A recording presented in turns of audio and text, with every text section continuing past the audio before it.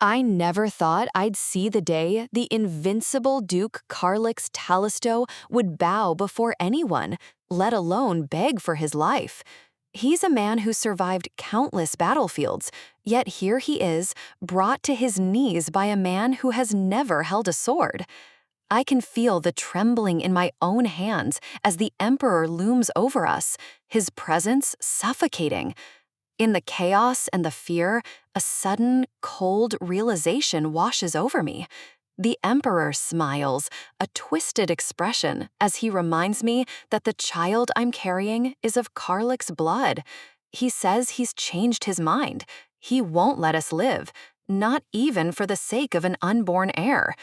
The sound of the blade being drawn is the last thing I wanted to hear. He looks at me with such indifference, telling me to just die, as if my life meant nothing more than a stain on his carpet.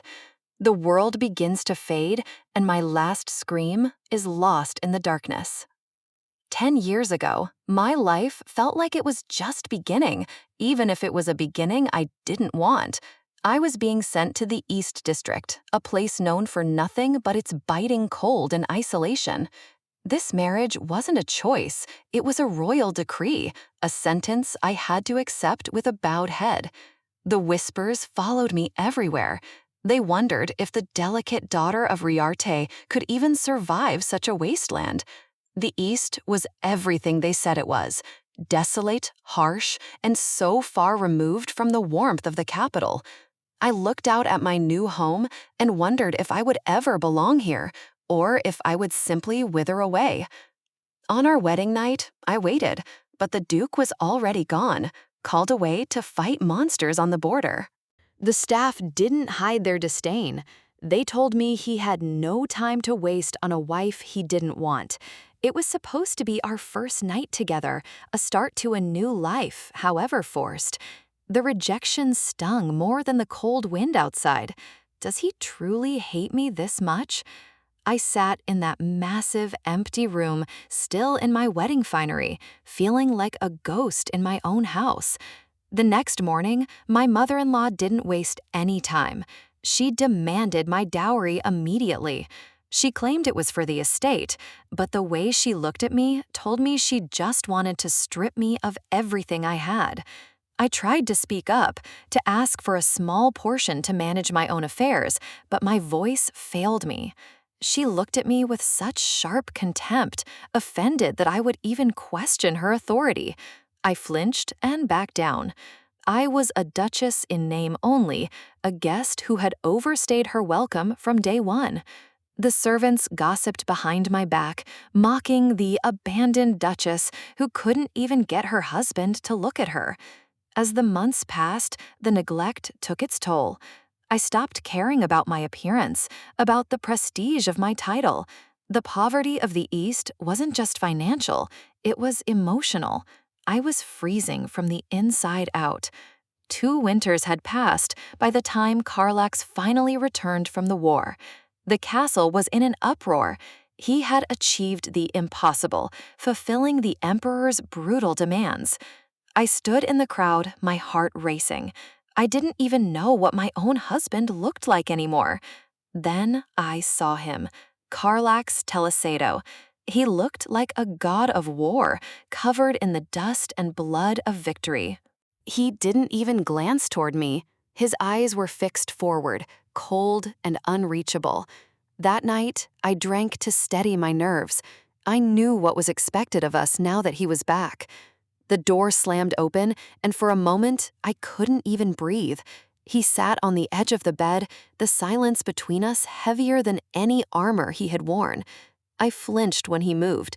Every gesture felt like a threat, even if he wasn't touching me. He reached out, his touch clinical and devoid of any warmth. It wasn't a romantic reunion, it was a duty. I closed my eyes and endured it, feeling more alone in his arms than I ever did in that empty room. Our first night together was nothing like the stories. It was hollow, silent, and deeply painful. Afterward, he sat there, mumbling to himself that things couldn't be turned back. He sounded just as trapped as I felt.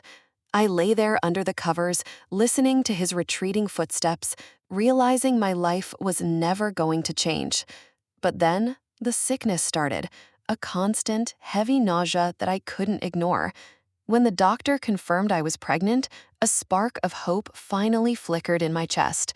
A baby, something that was mine, something that might finally give me a reason to stay.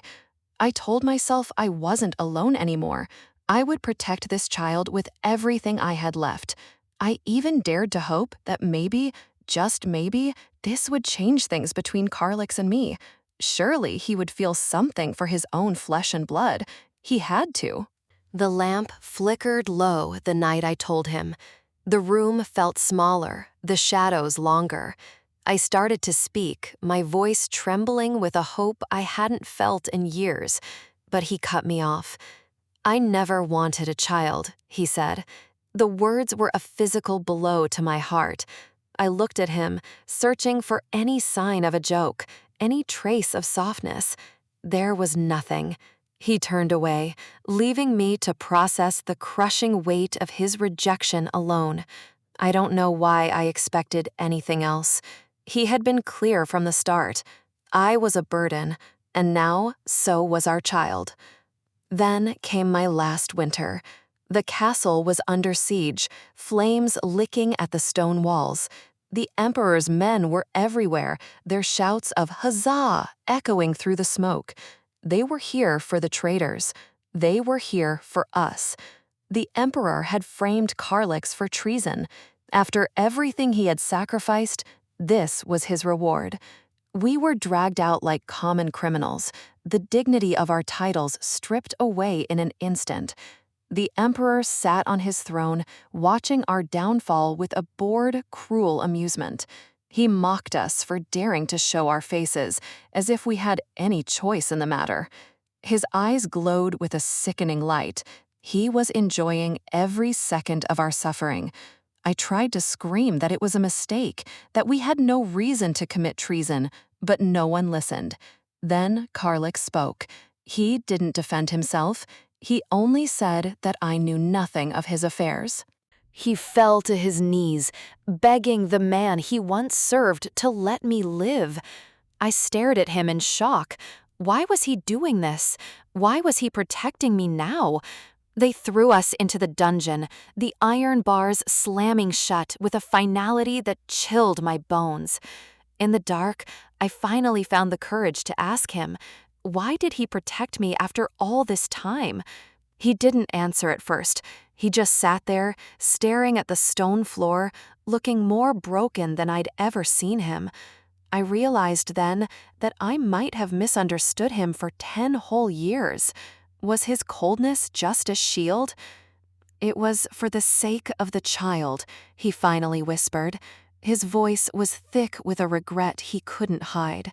He wanted his heir to live. He wanted some part of his legacy to survive the Emperor's wrath. I lashed out, fueled by years of resentment. Only now did he care, after saying he never wanted a child? The guards returned before he could answer. It was time. The execution wasn't a threat anymore. It was a reality. They dragged us toward the courtyard, the rough hands of the soldiers bruising my skin. I couldn't die like this, not while carrying a life that had done nothing wrong. I gripped my stomach, a silent promise to my baby that I would try one last time. I had promised to protect them. I had promised to be better than the world we lived in. I fell to my knees before the Emperor, begging for the life of my child, even if he took mine. But there was no mercy in his eyes, only the cold satisfaction of a predator who had finally caught his prey. He raised his sword, a sneer on his face as he told me to just die. The blade descended, a sharp, searing pain, and then a sudden, jarring gasp for air. In those final moments, I regretted everything. I regretted the silence, the fear, and the wasted years. I regretted that I had done nothing to change my fate until it was far too late to matter. As the light faded, I made one last wish. If I was given another chance, Just one more. My eyes snap open. I'm gasping, my heart hammering against my ribs like a trapped bird. I see a deer head on the wall.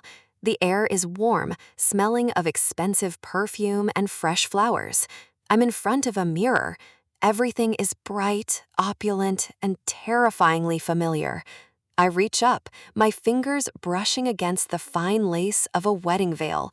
I'm wearing a white dress. It's clean, expensive, and completely untouched by blood. I rush to the mirror, my breath catching in my throat as I see my own reflection. My face is young again. The lines of grief and the scars of the East are gone. It's impossible, but the mirror doesn't lie. I've gone 10 years back in time, to the day of my wedding. I sit there, the weight of the lace veil heavy on my head, my heart drumming against my ribs like a trapped bird. Is this real? Have I truly returned to the night it all began? I catch my reflection in the mirror, my eyes wide with a fear that belongs to a different lifetime. I can still feel the cold of the tower, the phantom pain of my end. A sharp knock at the door jolts me back to the present. Every instinct I have screams at me to hide, but I can't stay hidden forever. The door clatters open, and a voice I recognize far too well cuts through the silence. It's a voice that haunted my previous life. Grace, the head maid. In my past life, she was the primary architect of my misery, the loyal dog of my mother-in-law. She enters with the same cold, dismissive air she always had, treating me like a nuisance rather than the lady of the house. Seeing her face brings back every bitter memory. She was the one who made sure I was isolated, hungry, and broken.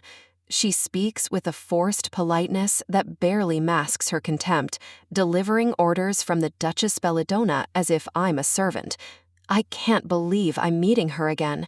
This woman tormented me for 10 years, and now I'm back at the very beginning of that nightmare. I remember the suffering. I remember the way they looked down on me, mocking my every attempt to find a place in this family. My heart thumps louder. The trauma isn't just a memory, it's a living thing inside me, clawing to get out. I can still see the faces of those who watched me die, the ones who told me to just give up and disappear. The flash of past trauma is blinding, but beneath the fear, a new spark begins to flicker. I've regretted things enough. I spent a whole lifetime being scared, and where did it lead me? To a cold death in a lonely tower. I won't be that girl anymore. This is a rare chance, a second life, and I won't waste it trembling in front of a maid. I straighten my back, my gaze hardening. When I ask her why the Duke isn't coming tonight, I make sure my voice doesn't shake. Grace flinches, startled by the sudden change in my demeanor. She wasn't expecting me to speak up, let alone with such authority. She tells me he's gone to defeat monsters at the border. It's the same excuse I heard the first time, a minor wave he used to avoid me. It's even more ridiculous the second time around. He's running away from his own wedding night, leaving me to the wolves. I know now that his absence is what allowed the Duchess to seize control of my life. If I let him leave tonight, I'm finished. I have to stop him. I have to change the course of this night before the cycle of abuse begins all over again. The realization hits me with a clarity I never had before. Karlak spent the next 10 years outside the towers, leaving me defenseless. Because of his absence, I never received the recognition I needed to survive. I was just a ghost in his castle. I slide my chair back and stand. I tell Grace that I need to meet the Duke personally. She looks at me as if I've lost my mind. When she tries to interrupt with more excuses about his preparations, I cut her off. I am the lady of this house now. I tell her it's my duty to encourage the knights before they leave on such a dangerous journey. It's a move she can't openly refuse. She swallows hard, her eyes darting around the room. She can't understand how the trembling girl from moments ago has vanished. Reluctantly, she bows her head. She realizes that, for today at least, she has no choice but to lead me to him. I manage a small, cold smile. The game has changed, and Grace is the first one to realize it. The click-clack of my heels on the marble floor sounds like a countdown. Every step is a move toward a future I intend to rewrite. I used to be so sick of this place, of these walls that felt like a prison. But looking at them now, I see opportunity. I remember when this castle went up in flames. It was a tragedy then, but now it's a reminder that nothing is permanent. I keep my eyes forward, refusing to let the familiar surroundings dampen my resolve. I am not the same person who walked these halls before. Grace suddenly halts at the heavy wooden doors leading to the courtyard. The air outside is cold, matching the tension between us.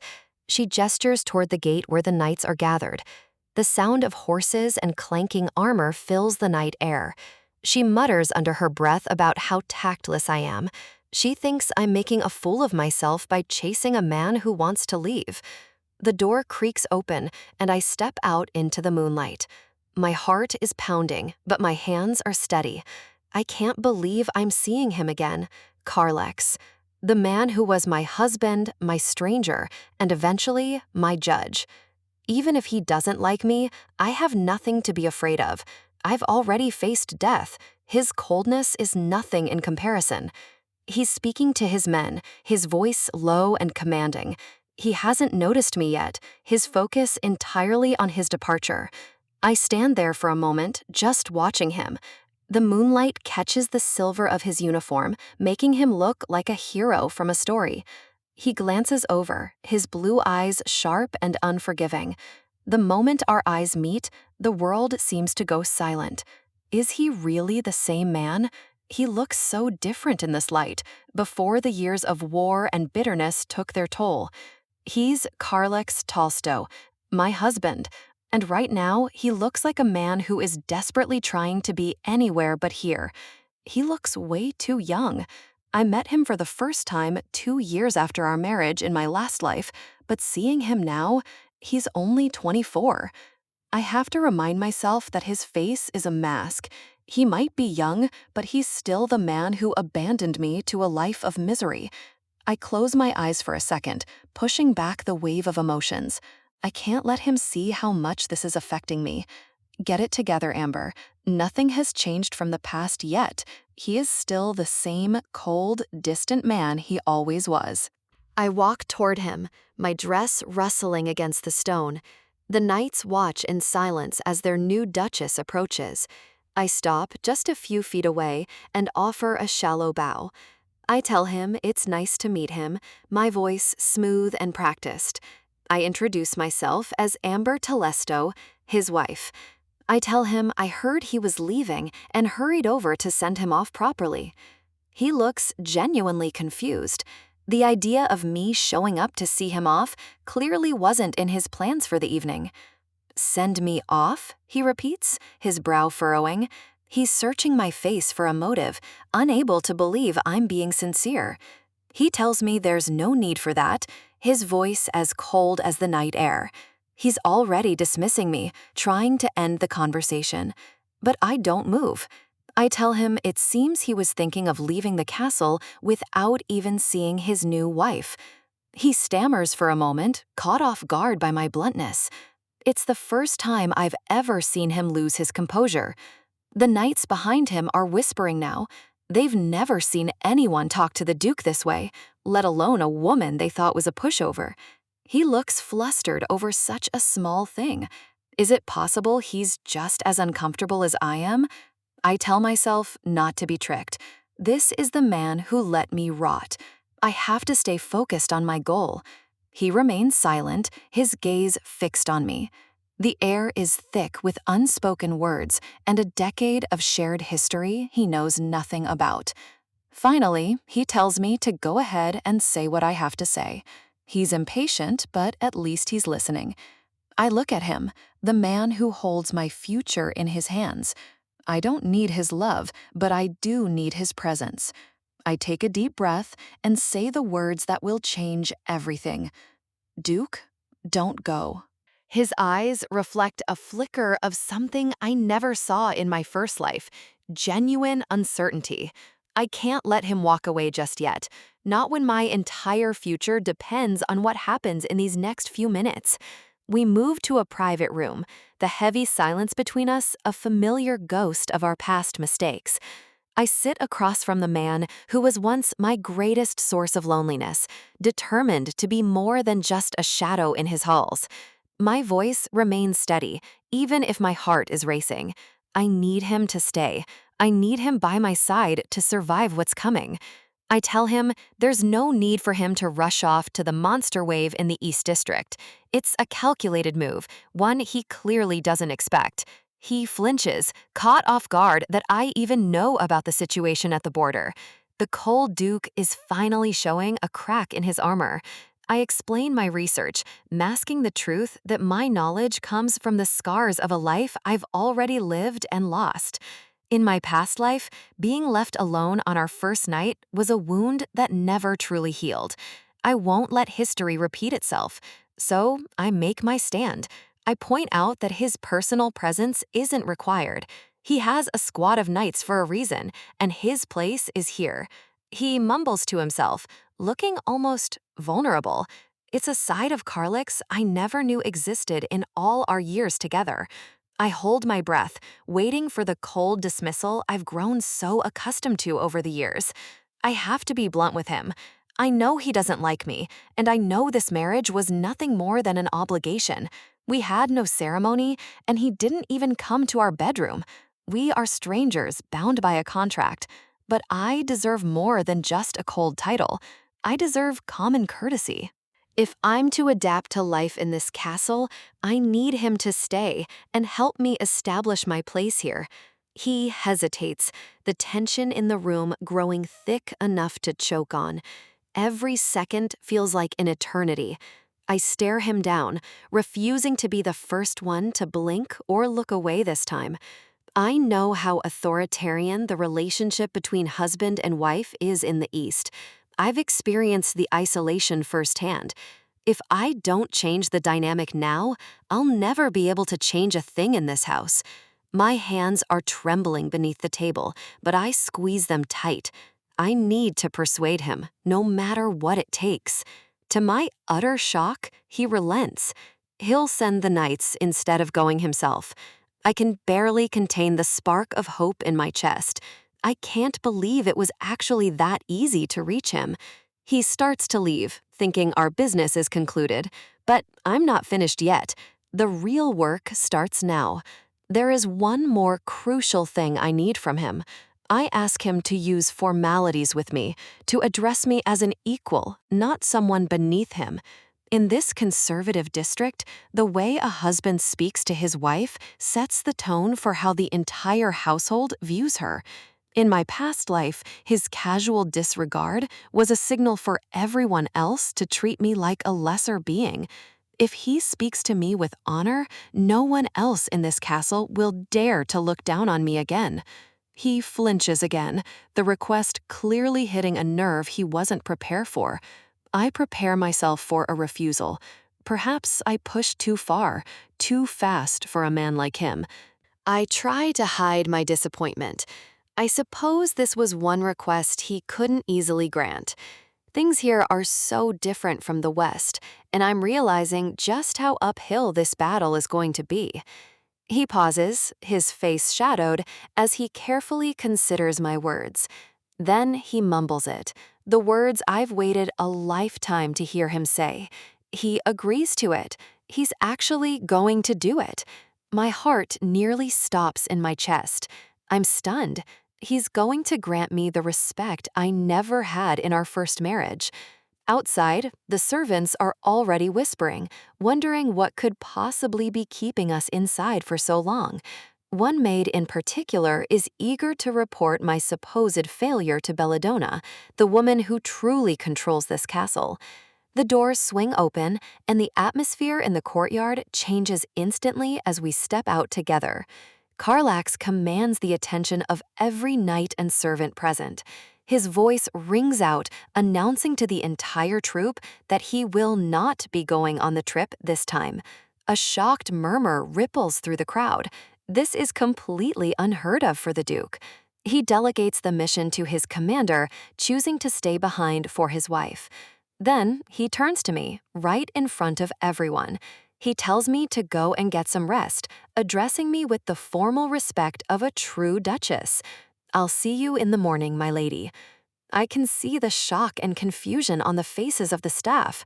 The power dynamic is shifting right before their eyes. I retreat to my room, the sound of the heavy doors closing behind me echoing the weight of this small victory. I collapse against the door, finally letting the adrenaline and the fear fade away. He really did it. He used formalities. He stayed for me. My mind is spinning with questions. He's definitely Carlex, Talisto, but he's behaving like a man I never knew. How can he be so different this time? I shake my head. I can't let myself get distracted by his kindness. Not yet. I have to focus on securing my spot in this castle, which is still dominated by people loyal to Belladonna. The first light of dawn begins to creep through the windows, marking the start of a new day and a new life. I know the maids will be out soon. They'll be expecting the same weak girl they've always known. Good, let them come. It's time to face my enemies. Today, I start taking back my home, and Belladonna won't know what hit her. In the cold isolation of my past life, the nights felt eternal, a hollow echo of a woman who had already given up. Every stitch I made, every heartbeat I counted, was just a reminder of the silence that filled this castle. But there was one light in that darkness, a face I could never forget, even after death. Genia was more than just a maid. She was the only soul who didn't look at me with pity or scorn. She would bring me what little she had, a small kindness that felt like a lifeline in a house that wanted me broken. I carried the guilt of her suffering for a lifetime, knowing she was punished for my sake. Back then, I blamed myself for the Duke's distance, for every shadow that haunted these halls. She was the one who tried to bridge the gap, making excuses for a man who wouldn't even look at me. Even when my heart was heavy with the weight of his absence and the Emperor's decrees, she was the only one who stayed to catch the tears I couldn't hide from the rest of the world. That's why I have to find her now, before the cycle of pain can start all over again. I won't let her be a victim of my story this time. I will be the one to protect her. Among the sea of busy faces in the courtyard, I search for the one heartbeat that matters. There, I found her. My heart leaps at the sight of her, so young and innocent, just as I remembered. But the air suddenly turns cold, a familiar chill that signals a storm is coming. I won't let her be a victim of my story this time. I will be the one to protect her. Among the sea of busy faces in the courtyard, I search for the one heartbeat that matters. There, I found her. My heart leaps at the sight of her, so young and innocent, just as I remembered. But the air suddenly turns cold, a familiar chill that signals a storm is coming. A voice cuts through the morning air, sharp and filled with a poison I know all too well. Belladonna, the woman who made my first life a living nightmare, has arrived. She stands there like a queen of a ruined kingdom, demanding obedience from everyone in her sight. Her eyes are already scanning the area, looking for a weakness to exploit or a spirit to crush. She assumes I'm just another girl lost in the garden, someone beneath her notice and her name. The audacity of her entrance is matched only by her ignorance of who is standing before her. She claims her word is law in a castle that isn't hers to rule, and she expects everyone to tremble. I'll let her have her moment of arrogance. It will only make her eventual fall more satisfying. She looks at me as if I'm nothing more than a freshly hired maid, waiting for my fear to show. But I am Amber Telesto, and I am the lady of this house now. I'm not that timid girl anymore. The shock that flickers in her eyes is the first payment on a very long debt I intend to collect. I offer her a smile, one that is as sharp as any blade I could carry. Oh, you've made a mistake, mother-in-law, a very big one. She tries to recover her poise, but the ground beneath her feet is already shifting. I remember everything, especially how she took my dowry as if it were her own to spend. Her composure is starting to crack, and she can't stand that I'm the one holding the hammer. She's boiling under that elegant facade, furious that a timid creature would dare to speak up. Bold? No, I'm just finished being a doormat for this family's greed. She thinks I'm just acting tough to try and adapt to a strange place. Let her think what she wants. She has no idea how deep this transformation goes. She talks of the laws of the East as if they justify her theft of my future, claiming she spent my dowry on the estate when we both know it went to her jewelry box. The lie is as transparent as the pearls around her neck, and I won't let it pass. She tells me not to feel bad about the luxuries she stole, as if she's doing me a favor. Most of the things I enjoyed are gone, and she expects me to accept this quietly? To insult me in front of the entire staff? She really hasn't changed a bit. My hands clench, but I won't give her the satisfaction of seeing me lose my temper. I see your intentions clearly, and I understand exactly what kind of game you're playing. If the law says my assets belong to my husband, then your opinion comes after his. The silence that follows is deafening. I've just stripped away her only defense. I'm not the girl who cried in the dark anymore. I'm the one setting the terms. The higher law is quite clear, and it doesn't leave any room for your greed. Every word is a strike against her influence, and she can feel the power slipping away. The sound of her fan snapping shut is the sound of her losing her final grip on control. She laughs to hide her panic, but we both know she's been cornered by her own rules. She tries to turn the staff against me to humiliate the narrow-minded Westerner. But when her words fail, she resorts to the only thing she knows: violence.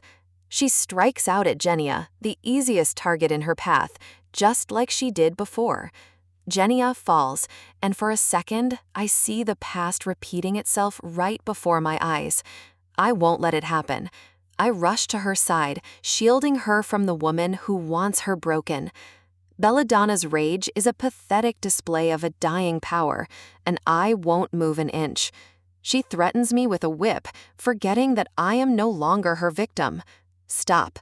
The word is a command, and the fire in my eyes tells her I mean it. She thinks she can rule through fear, but she's just a ghost of a nightmare I've already survived. I look her in the eye and show her what real strength looks like, and she can't stand it. I will defy her for every soul she's crushed, and I will protect this girl with everything I have.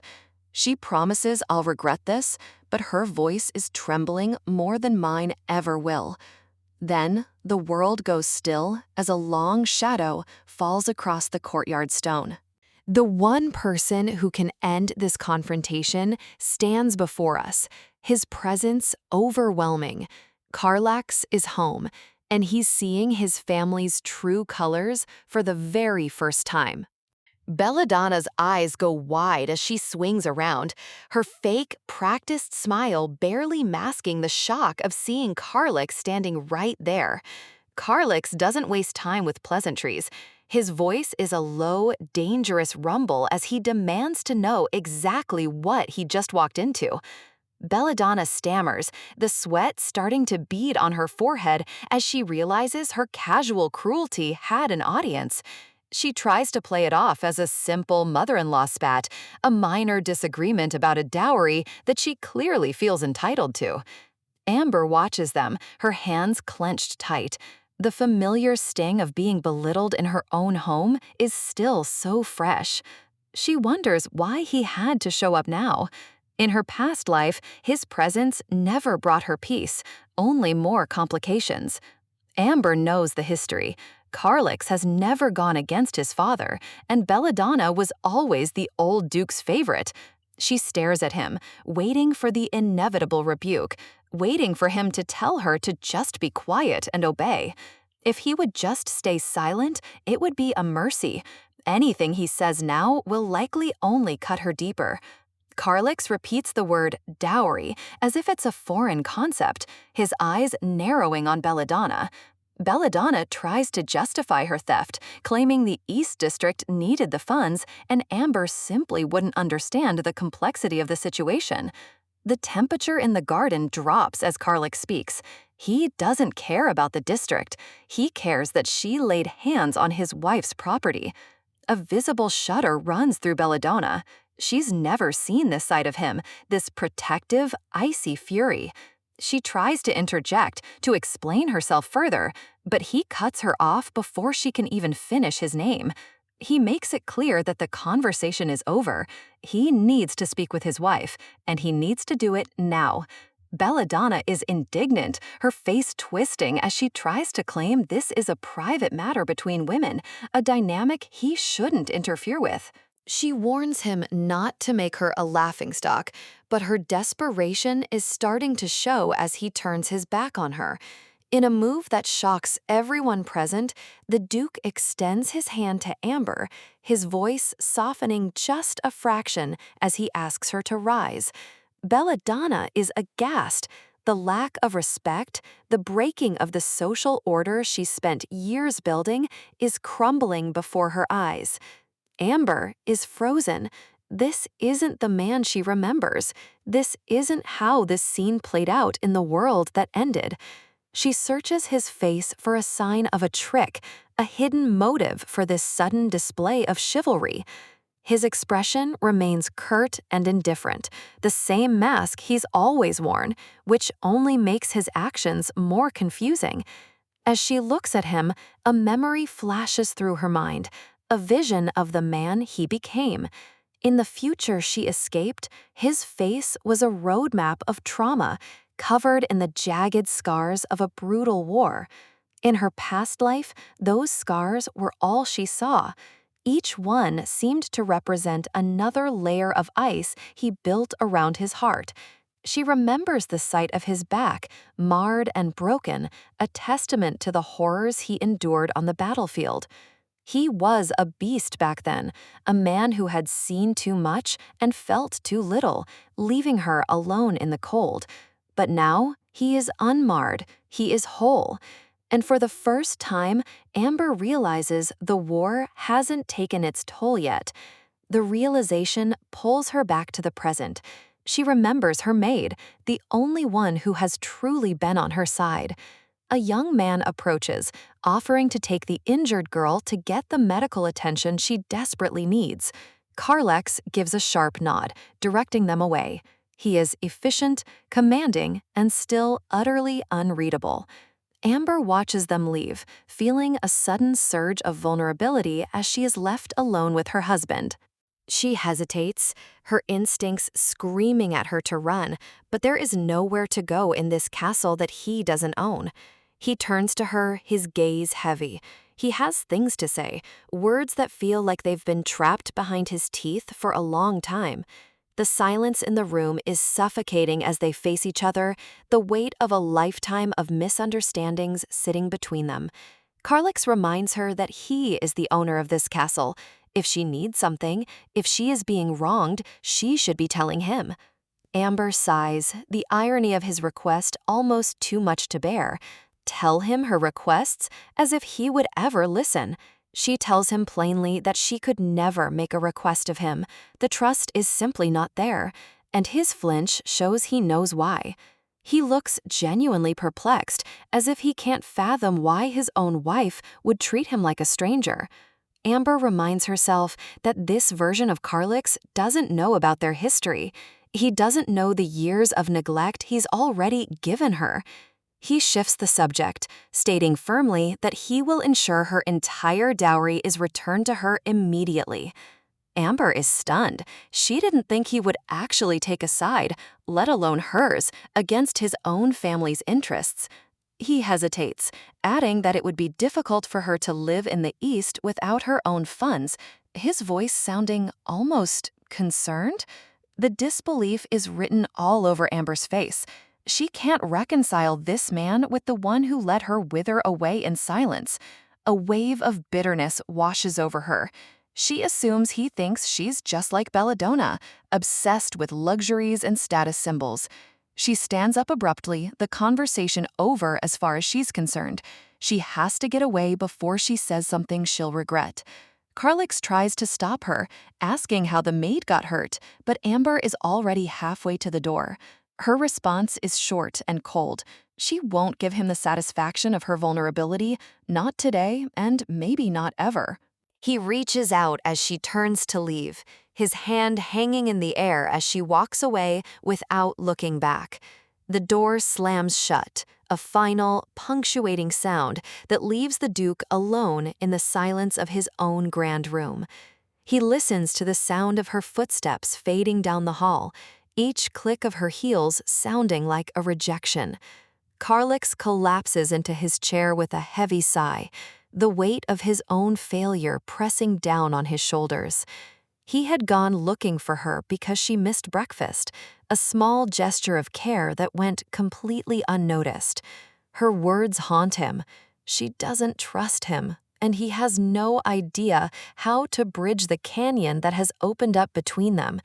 He stares into the middle distance, his mind drifting back to the beginning, to the moment they became husband and wife. He remembers the dawn of their wedding day, the light breaking over the horizon as they prepared to bind their lives together. Amber had been so radiant, so ethereal in her white gown, a vision that felt almost too good to be true. He remembers the way his heart hammered against his ribs, a frantic rhythm he couldn't control. Back then, he felt a spark of hope, a desire to be the man she deserved, despite the coldness he projected to the world. But as he looks at the castle around him, he wonders if that hope was just a dream, and if they are both doomed to stay lost in the dark. So, we're taking a trip down memory lane to a few years ago, and let me tell you, things were looking rough for our Duke. He's at the palace, basically begging for a minute with the Emperor, but the guy won't even give him the time of day. Denied. Khalees is absolutely floored. Like, excuse me? He didn't come all this way just to be snubbed at the front door. He's trying to push past the guards because he's desperate, but they're just like, back off, buddy. This is what the big boss wants. Now beat it. You can see the panic in his eyes. He's literally shouting for His Majesty, trying to explain that the East is basically a monster buffet right now, and they need help, like yesterday. He's literally pouring his heart out, but it's like talking to a brick wall. The desperation is just heartbreak. And just like that, he's forced to walk away. The silence in that hallway, you can practically feel the weight of defeat on his shoulders with every step. He's so frustrated, he literally slams his fist against the wall. I mean, can you blame him? He's trying to save his people and he's getting zero support. He's cursing under his breath, feeling totally powerless. This is the heavy crown he's been carrying long before Amber even entered the picture. Now, get this. Back in the day, the East District was a total paradise. We're talking vineyards for days, super lush and just beautiful. But then, the monster waves hit, famine followed, and nobody even knows why. It went from vacation goals to a total desolate wasteland real quick. And the worst part? The Emperor did not care at all. He treated the East like a pawn he was ready to sacrifice in a game of chess. The real tea is that the Emperor is actually terrified. He's scared of the military power the House of Talisto holds. It's totally a keep your enemies closer situation, except he's just being a jerk instead. But Khalees is just a kid here, thinking, hey, we don't even want the throne. We're just trying to survive. His father looks so weary, doesn't he? He knows the truth. Power makes people paranoid, and they're the ones paying the price for it. The Emperor is playing a dangerous game, moving pieces around without a single thought for the lives he's ruining. Even as a young boy, Callus could see it. They were being treated like a threat just because they were strong enough to protect themselves. So they had to swallow their pride and bow down to the imperial family just to get the tiniest bit of help.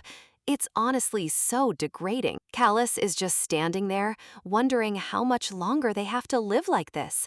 He's already so tired of the politics and the suffering.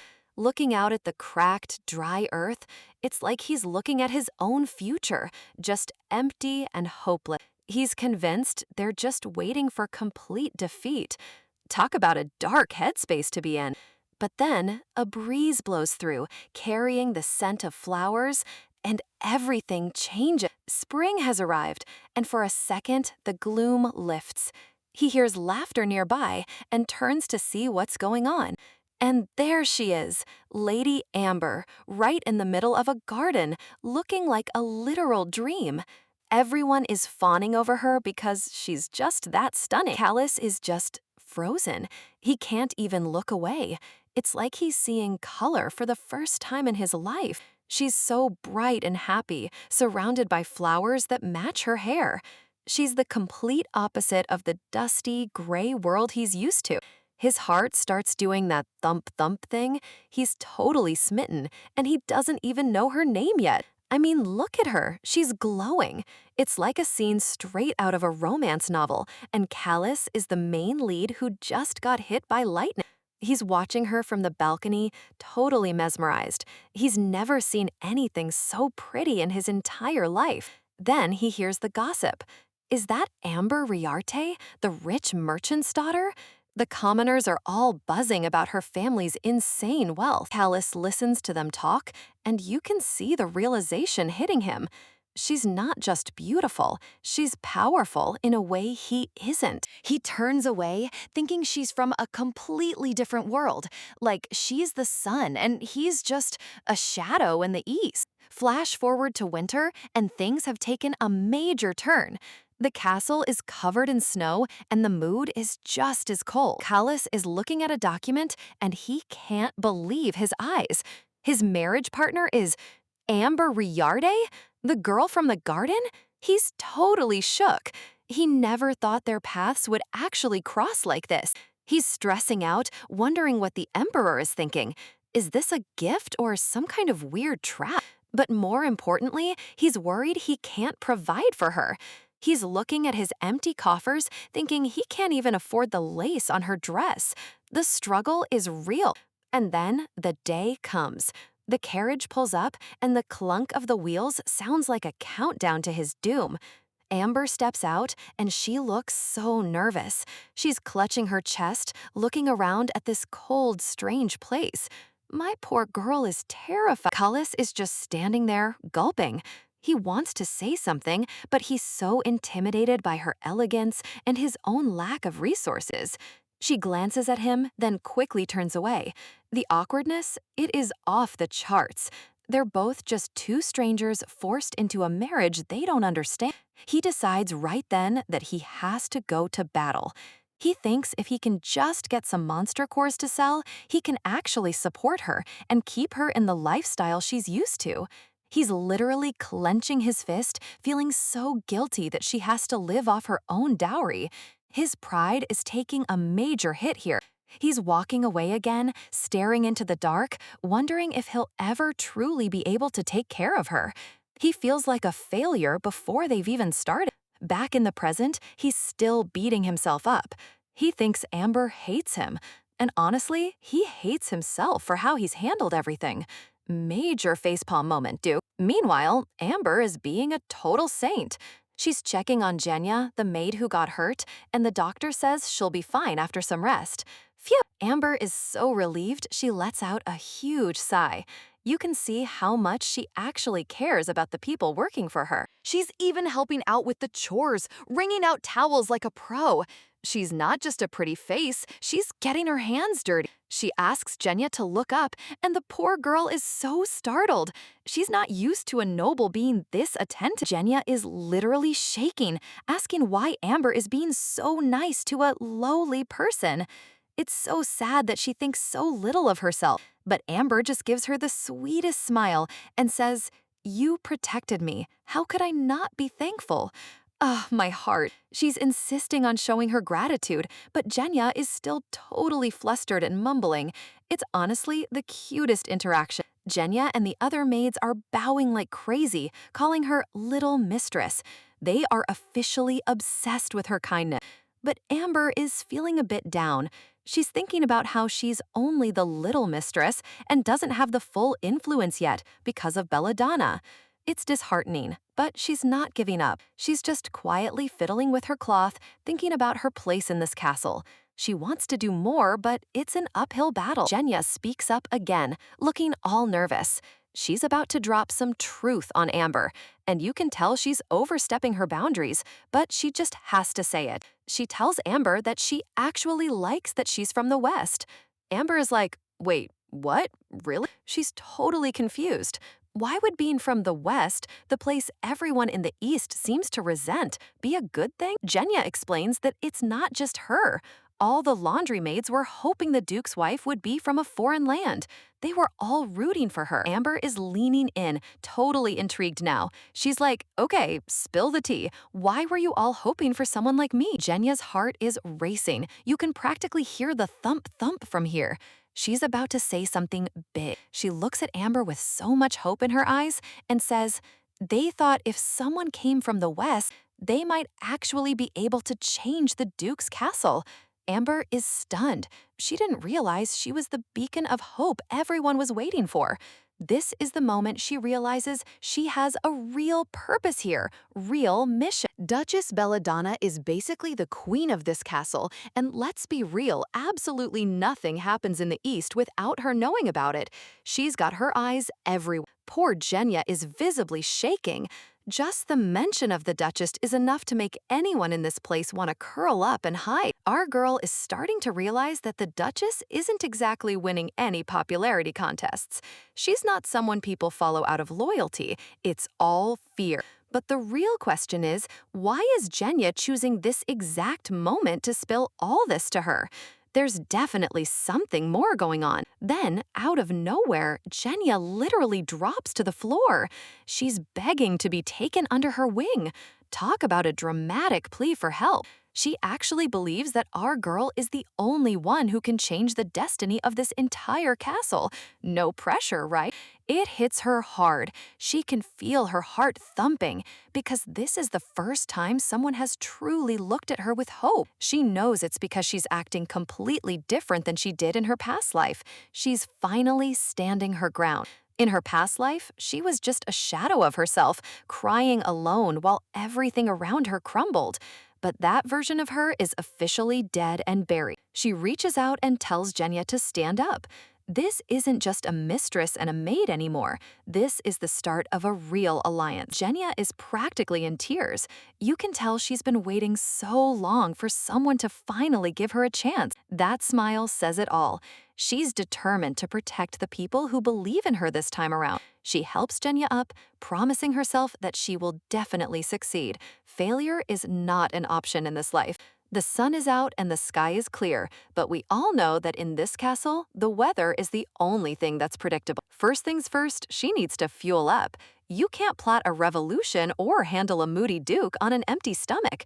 But of course, as soon as she steps into the dining room, she hears those heavy footsteps.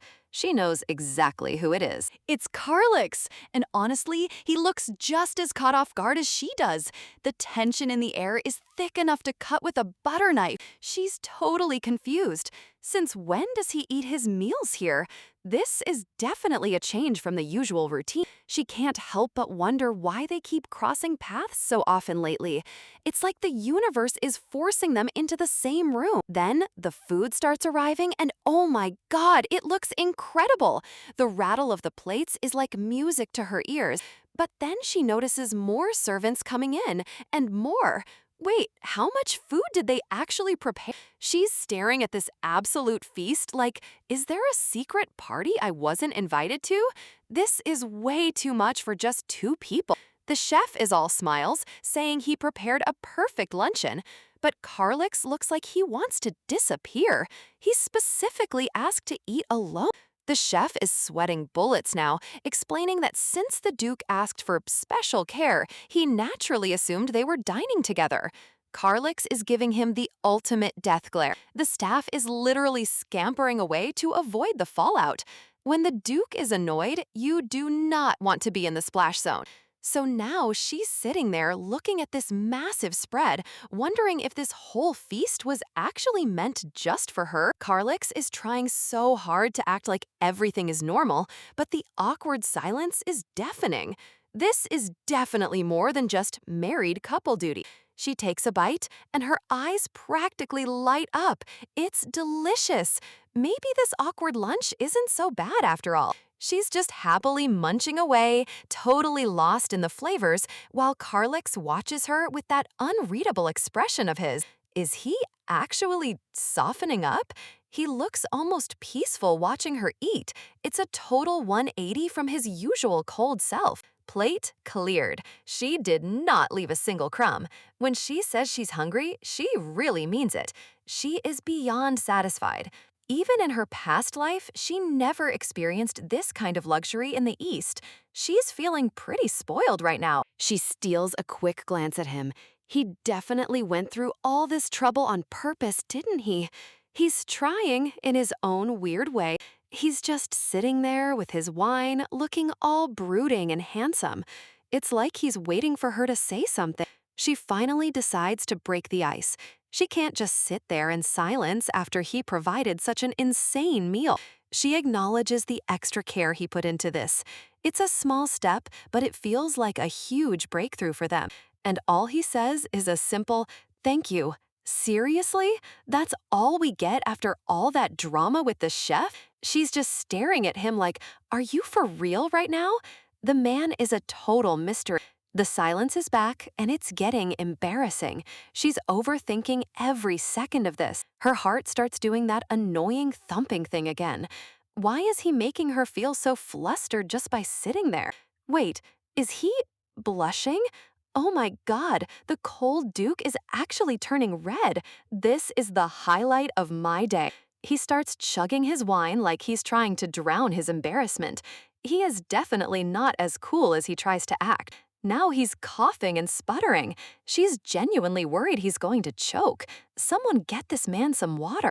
She's watching him with a mix of concern and complete confusion. Is this really the same guy from her memory? He finally catches his breath and tries to regain some dignity. He's clearly trying to change the subject to something professional. He mentions that the squad is heading out tomorrow to deal with some monsters. Back to reality, I guess. She knows this is common in the East, and usually their knights can handle it. But something about this feels different this time. The real danger isn't just monsters, it's the looming war with the Kale Kingdom.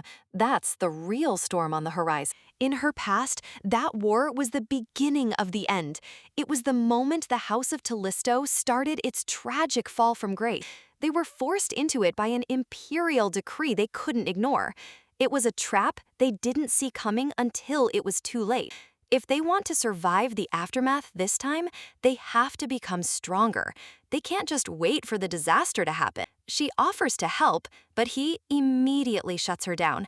He tells her not to concern herself with the matters of the East. She's like, "Excuse me?" She's not just some decoration in this castle, and she's not about to let him push her aside. He just wants her to stay safely tucked away inside the castle walls. He has no idea who he's actually dealing with. She stands up with total authority. She's about to challenge everything he thinks he knows about her. She looks him right in the eye and asks if he'll still say that once she proves she can save the entire East District. Mic drop. She is officially done being a damsel in distress. I literally just dropped the biggest bombshell ever. I looked him straight in the eyes and said, I can solve the food shortage in the East. Mic drop. And Carlex is just sitting there like, wait, what did you just say? He's totally caught off guard by my sudden confidence. He tries to get all serious, turning away and telling me the East's problems are way deeper than just a normal famine. Like, I don't already know? Oh, honey, believe me, I know. I have the memories of a whole other life to prove it. The land is basically a wasteland. No rain for 50 years and everything's just falling into ruins. It's heartbreaking, really. He's literally stressing out because nobody has been able to figure out why this is happening. The cause is a complete mystery to everyone but me. I know I sound like I've totally lost it, but I need him to listen. Just give me a chance to explain. In my past life, they didn't even start looking for a real solution until 8 years from now. That's 8 more years of suffering. But with what I know now, I can fast forward this whole process and save everyone before things become unsalvageable. Everything depends on meeting one specific person. As long as I can find her, we have a fighting chance. And of course, he interrupts me. He's all like, I'll take care of the East. Seriously, let me finish. He basically tells me there's no need for me to step up. Sir, do you realize how much I'm trying to help you right now? Ugh, I am fuming. You can literally see the anger clenching inside me. I am not having this condescending attitude. I had to ask him, does he think I'm just here for decoration? Like I'm just some pretty statue to look at? I'm not a doll. I'm a human being. I stood my ground and told him exactly how I felt. I told him straight to his face, I am not some trophy to be tucked away in a display case while he does all the work. That actually got a reaction. He slams the table and insists he'd never think of me that way. He sounds genuinely shocked. He's clenching his fist so hard. The tension in this room is actually insane right now. I think I finally got through to him. He finally admits he just wanted me to live a comfortable life, away from the misery of the East. He was actually trying to protect me this whole time. Wait, what? I was totally not expecting him to say that. My brain is literally buffering. He cared? It's a lot to take in. All those years I thought he was cold, he was actually just trying to spare me the pain. He lets out this huge sigh, looking like he's finally letting his guard down just a tiny bit. Look at him gulping.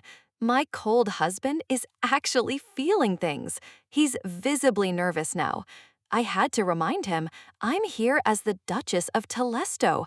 I'm his wife, and I want to do my part. He looks away, and honestly, the vibe has shifted so much.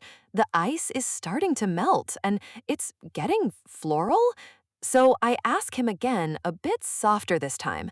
I'm asking him for a favor, wife to husband. I need him to send an official invitation to the house of Freya. I have to meet the Count's daughter. And then he turns away, but is he blushing? Carlix is actually turning red. I am screaming. He brings up how I once said I'd never ask him for anything. Oh, he's definitely taking this request to heart. I'm just standing there like, is he upset? Why is he reacting like this? This is not the Carlix I remember from before. I literally have zero memory of saying I'd never trust him. Like, girl, did I really say that?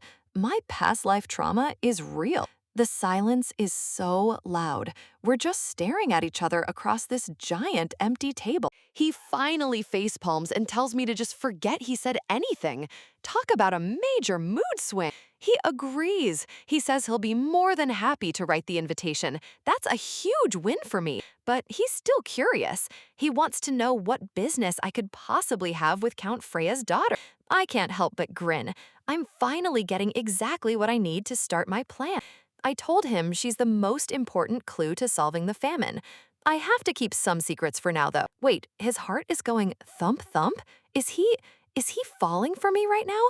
This was not in the script. Look at that blush. He is absolutely smitten, and he doesn't even know how to handle these feelings. I decide to keep things professional and tell him I'll just send future requests through a servant to save him trouble. I figured it would be more comfortable for both of us since he's always so busy. I was trying to be helpful. Wrong. He clenches his jaw and looks totally dejected. Girl, I think I just accidentally broke his heart. I just give him a polite little smile, totally oblivious to the fact that he actually wanted more direct contact. He just gives me this short, grumpy, let's do so, and the move goes totally dark again. Men are such a mystery. I am literally so confused. Why did the vibe just die? I was just trying to be respectful of his time. I head back to my room and slam the door. I need to get my head back in the game and focus on the mission. I flop into my chair with a huge sigh. Since when did Carlix make faces like that? He was a stone-cold wall in my past life. Seriously, look at that face. That is a man who is clearly going through it. I never saw this side of him before. Back then, we didn't even look at each other properly. I always felt like everything was my fault and lived in fear. But whatever, let's not dwell on that. At least he's listening to me now. That's one major hurdle clear. Now it's time for the next item on my Save the Duchy checklist, my dowry. I need to see what assets I have. I start unrolling the scrolls. I need to be smart about how I use my wealth if I'm going to make a difference here. Jewels are nice, but they don't grow food. I need to figure out how to put these to better use for the East. Suddenly, there's a knock at the door. I put my thoughts aside for a second and tell them to come in. Enter Heinley Jasper, the head butler. This man is the definition of old-school loyalty and class. This man has served 3 generations. He's so dedicated, he didn't even leave when the family was accused of treason. He's a real one. In my past life, he always seemed to be observing me, comparing me to that snake, Belladonna. He never really took a side, though. But things are going to be so different this time around. I'm going to earn his respect and make him an ally. I give him a confident, warm smile. It's time to show this household that there's a new Duchess in town and she means business. So, Amber calls in Heinrich because it's time to get down to business and she is not playing around. She drops the absolute bombshell that she wants her entire dowry, every single jewel, to be used for the territory. Heinrich is literally gasping for air. The entirety of the dowry? Does she even realize how much wealth that is? But Amber is as cool as a cucumber. She's ready to have a serious discussion about where this money is going. Heinrich is hesitating, and you can see the internal struggle on his face. He's probably wondering if this is some kind of trick. Amber knows exactly what he's thinking. She's the new girl here, and trust isn't something you just get on day one. Plus, she's fully aware of the massive cultural divide between the East and the West. She calls it out directly. He doesn't trust her because of where she's from, and she's not going to pretend otherwise. See, the empire is basically split. The West is all about that new money and open-minded vibe. The nobles there made their fortunes in business, they're loud, they're fun, and they don't care about old-school rules. But the East, they are conservative with a capital C. They look at the Westerners like they're total barbarians. In her past life, Amber was absolutely shredded by these stereotypes. People whispered that she was just some extravagant girl with no substance, but she's proving them all wrong. This isn't about being a hero or loving the East. She saw the reality on her way to the castle, ruined lands, and people literally starving to death. She tells him straight up, she values lives more than her own lavish lifestyle, period. Heinrich is starting to see that she's the real deal, but he has to give her the cold, hard number. If they sell everything, we're talking 5 million stars. That is a staggering amount of money. Heinrich is actually gulping. 5 million stars just to save the serfs? He's never seen anything like this. Amber just gives him this knowing, gentle smile. She's got him right where she wants him. She extends her hand, basically asking him, "Are you with me or not?" And just like that, Heinrich is sold. He bows down, ready to take orders from his new Duchess. They dive right into the logistics. Amber isn't just throwing money at the problem. She has a plan. She's got a list, she's checking it twice, and she looks like an absolute boss while doing it. Hours pass as they iron out the details of how to save the duchy from the brink of collapse. The paperwork is piling up, but Amber's focus is razor sharp. She points out the areas that need the most help. She's settling things that have been ignored for years. But wait, there's more. She's not finished yet. She's ordering food, clothes, blankets, and even animal fat to keep everyone warm. She's thought of everything. She notices Heinrich staring at her and gets a little self-conscious. Is something wrong? He's just floored. He tells her she's incredibly skilled, and honestly, he's probably a little intimidated. Amber just shrugs it off. This is her home now, so obviously she did her homework before arriving. Heinrich realizes he was totally wrong to worry about her being too young or inexperienced. While he's admiring her, Amber is already moving on to the next crisis. There's no rest for the driven. Heinrich can't help but smile. All his doubts completely gone. The sun starts to set, and the castle is bathed in this beautiful orange light, but the mood is getting heavy. Everything is being handled, but there's one major issue that's still eating at her. Count Nasto. He's a total snake who's been overcharging them and making shady deals. Heinrich shakes his head. In this area, Nasto is the only game in town for weapons. They're stuck. Amber goes quiet. She knows that if they try to go elsewhere, Nasto will just interfere and make things worse. But she knows the future. She knows wars are coming, and they can't go into battle with worn-out gear. If they don't get new weapons, the kingdom is doomed. She's searching her memories for a solution. She remembers the drama from her past life, the way her father always prioritized her sister, Natasha. The pain of being the second choice still stings, even now. She remembers the arguments and the heartbreak of never feeling like she was enough. She had to run away from that life, and she's not going back to being that weak girl. She sighs, realizing she has to find a deal that bypasses Nasto's influence entirely. It's going to be a long shot, but it's unavoidable. She picks up her pen and starts to write.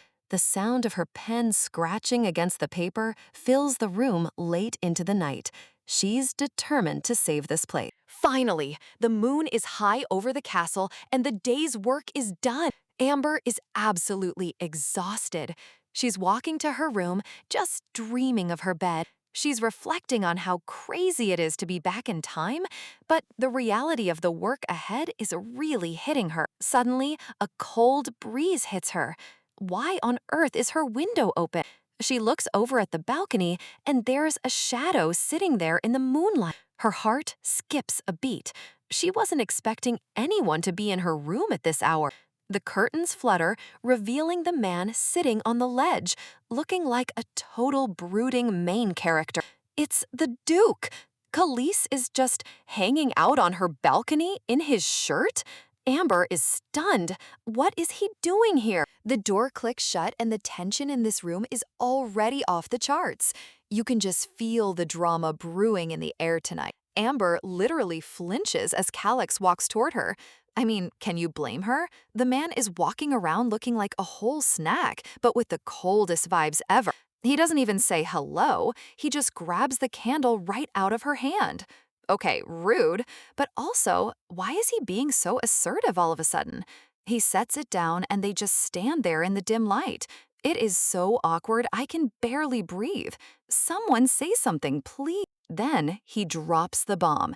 He asks her if she was waiting for him. Wait, is he actually interested in her schedule now? He just stares at her with those piercing blue eyes, waiting for an answer. The silence is loud, girl, extremely loud. Amber is panicking internally. She's literally thinking, why isn't he responding? Why is he just staring at me like that? He finally turns to face her fully, and you just know whatever comes out of his mouth next is going to be a game changer. And then he says it. Yes, he was waiting for her. He even calls her wife. My jaw is on the floor. Who is this man, and what did he do with the old Calix? Amber is absolutely stunned. She can't even find her words. Her heart is probably doing gymnastics right now. He tells her there's no need to wait up in the future and to just sleep first. Is he being considerate? I'm suspicious. Amber just flops onto the bed, totally overwhelmed. She's thinking, wait, didn't he originally want them to live completely separate lives? She steals a glance at him from the pillows. She's trying to figure out his angle because this change of heart is way too sudden. But then she catches a good look at him and her heart starts going ba-dump. Girl, same. He is way too handsome for his own good. Look at that sparkle in his eye. He's looking like a literal prince from a fairy tale. How is she supposed to stay mad at that? He is standing there looking like a total dream. If I were her, I'd be forgetting all about the past life drama for a second, too. Her heart is just thumping away. She's blushing so hard. The chemistry is finally starting to sizzle, and I am here for it. She gasps and has to turn away before she loses her cool completely. She is definitely feeling some type of way right now. She's literally telling herself to pull it together. She has to remind herself that this is Calyx, the same guy who was so cold before. She finally asks him if he's going to sleep. She's trying to keep things casual, but you can hear the nerves in her voice. And wait, is he blushing?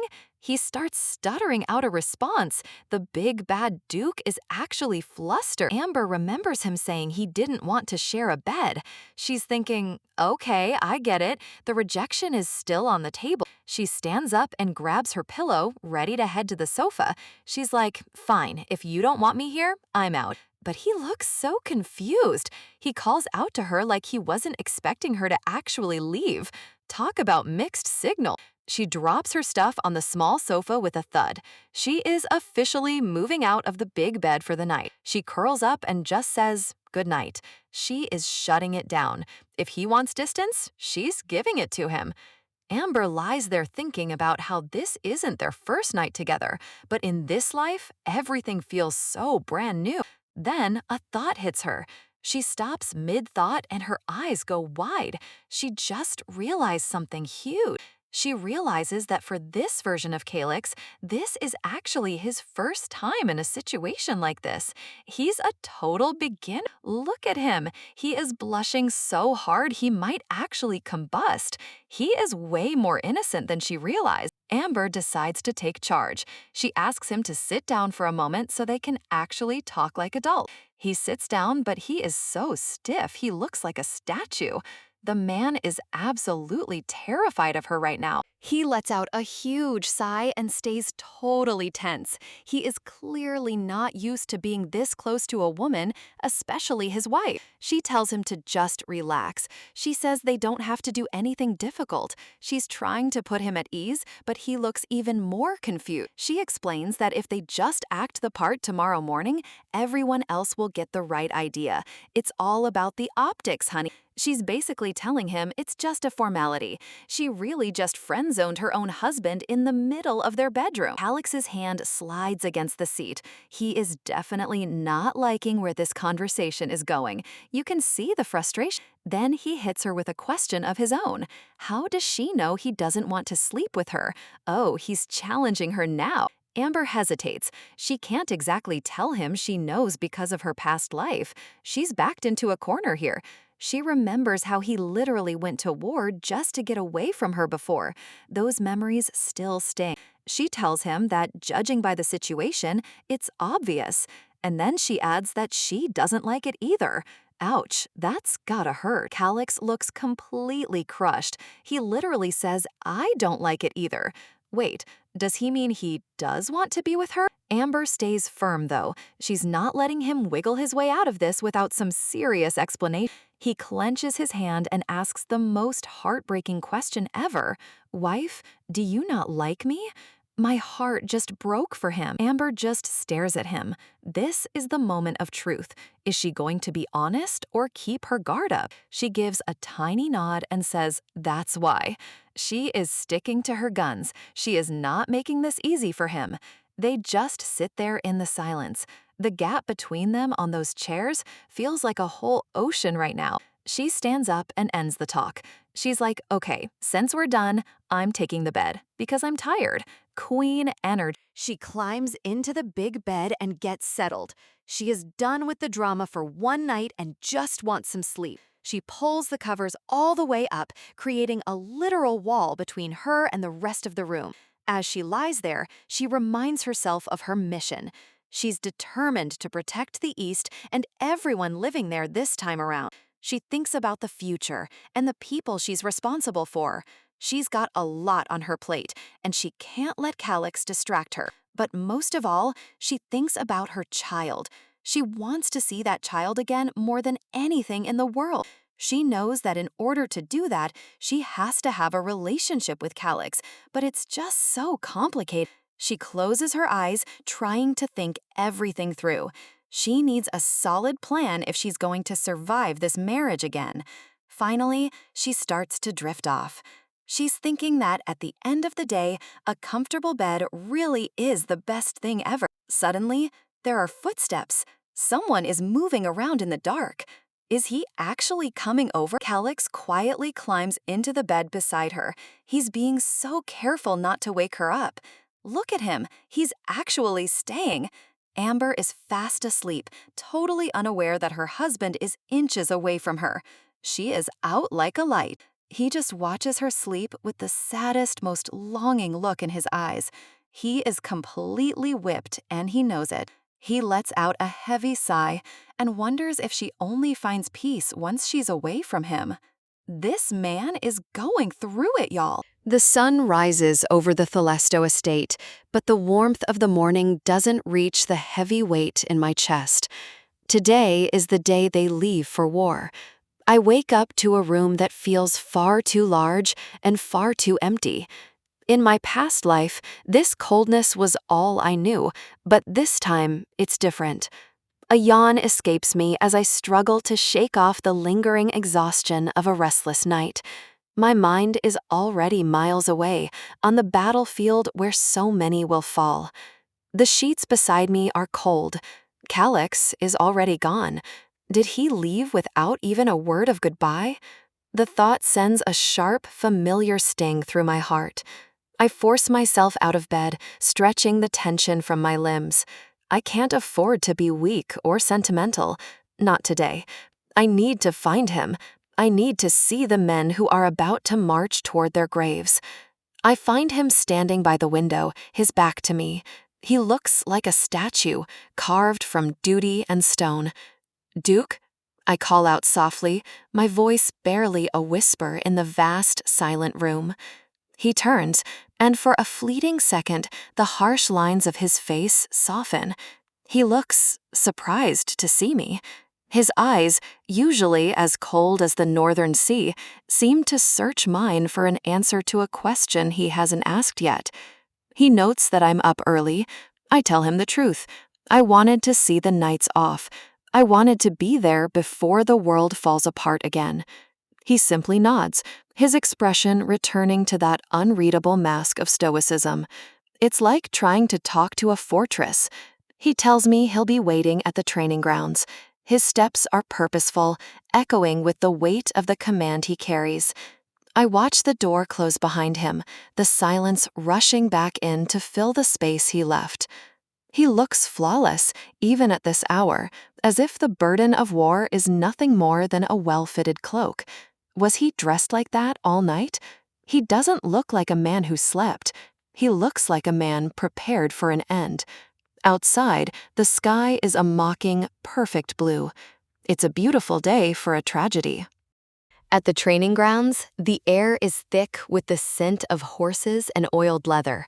Calix is already deep in discussion with his officers.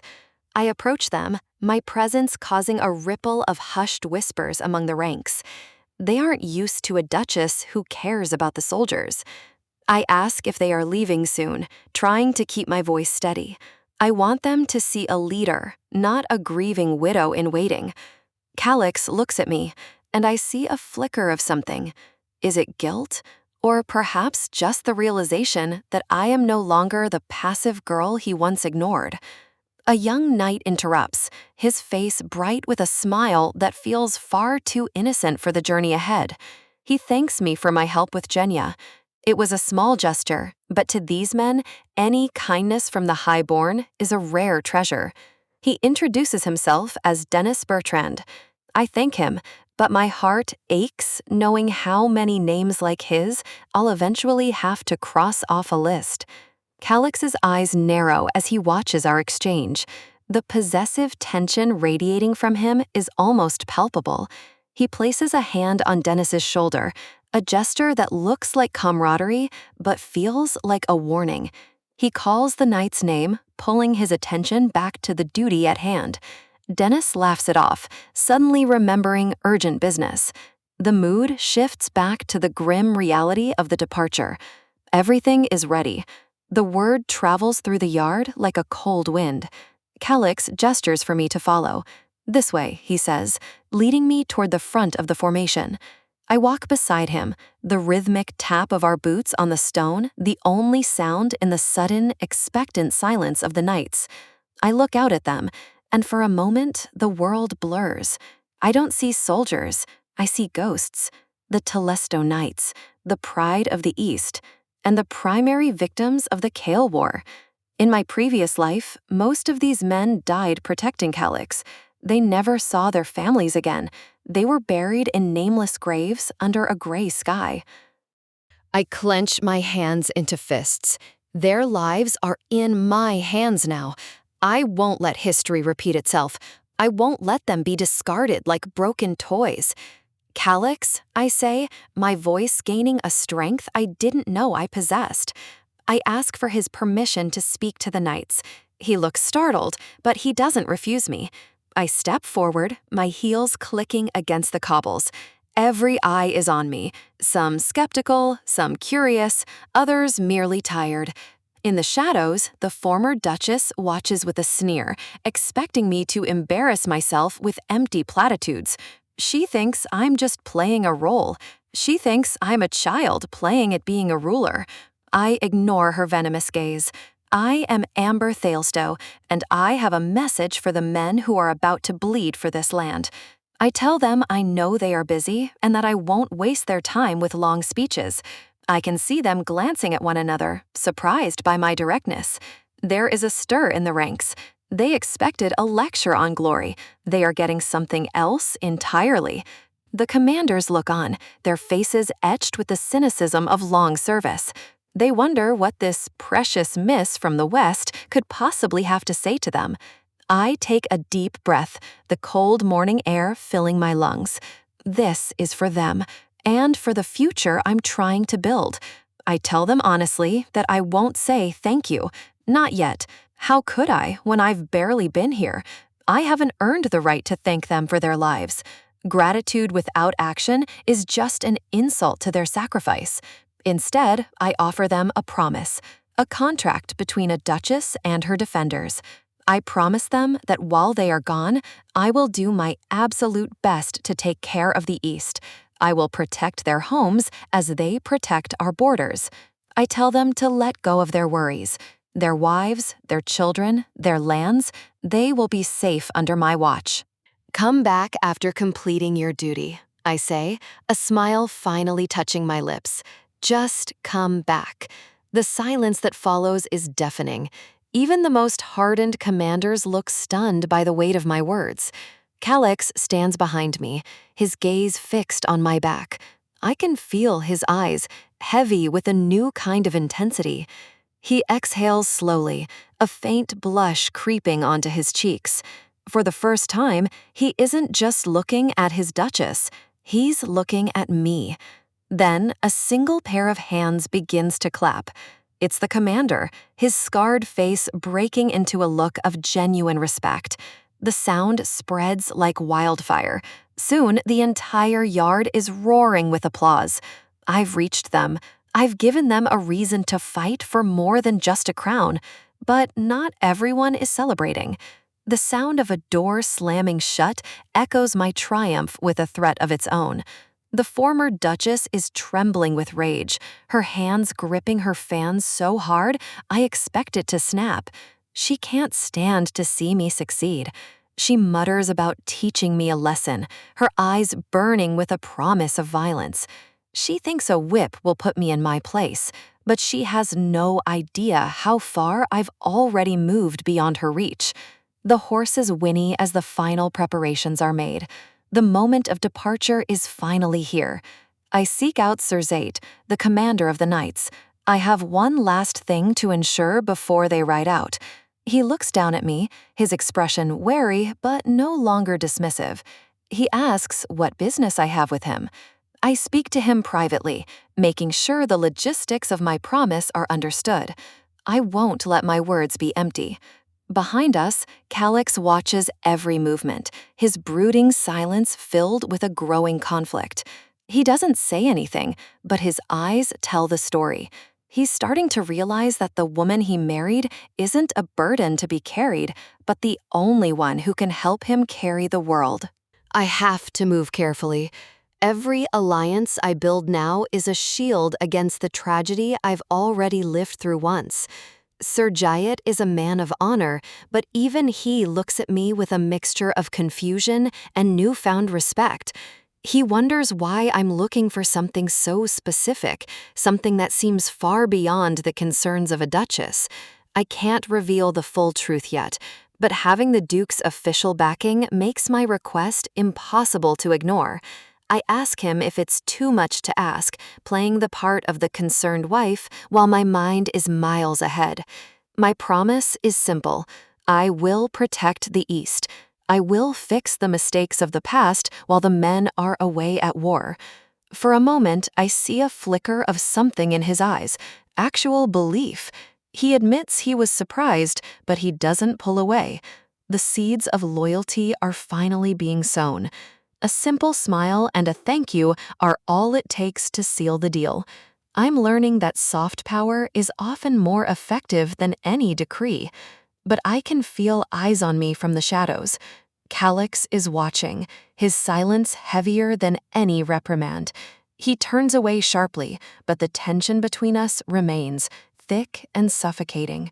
Walking through these stone halls, I realize the distance between us isn't just physical. It's built on years of silence. We walk together, yet we are worlds apart, each step echoing the uncertainty of our strange new arrangement. He finally breaks the silence, asking what business I could possibly have with one of his knights. I freeze for a second. I wasn't expecting him to be so direct, or perhaps I wasn't expecting him to care. I tell him it's a request for the future, a vague answer for a man who demands absolute clarity. He stops me, his voice low. If I needed something, why didn't I just ask him? I fumble for an excuse, telling him it required an expedition, something I thought he wouldn't want to be bothered with. The lie tastes better. I'm trying to save him, yet I find myself keeping him at arm's length. Why did I make up an excuse? Am I still so afraid of him, or am I afraid of what happens if he actually helps me? Before the silence can become unbearable, a familiar voice calls out, breaking the spell. Heinrich arrives just in time, reporting that the matters we discussed yesterday are already prepared.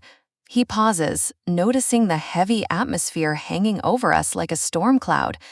The air is thick with awkwardness as he realizes he might have walked into a private and very tense moment.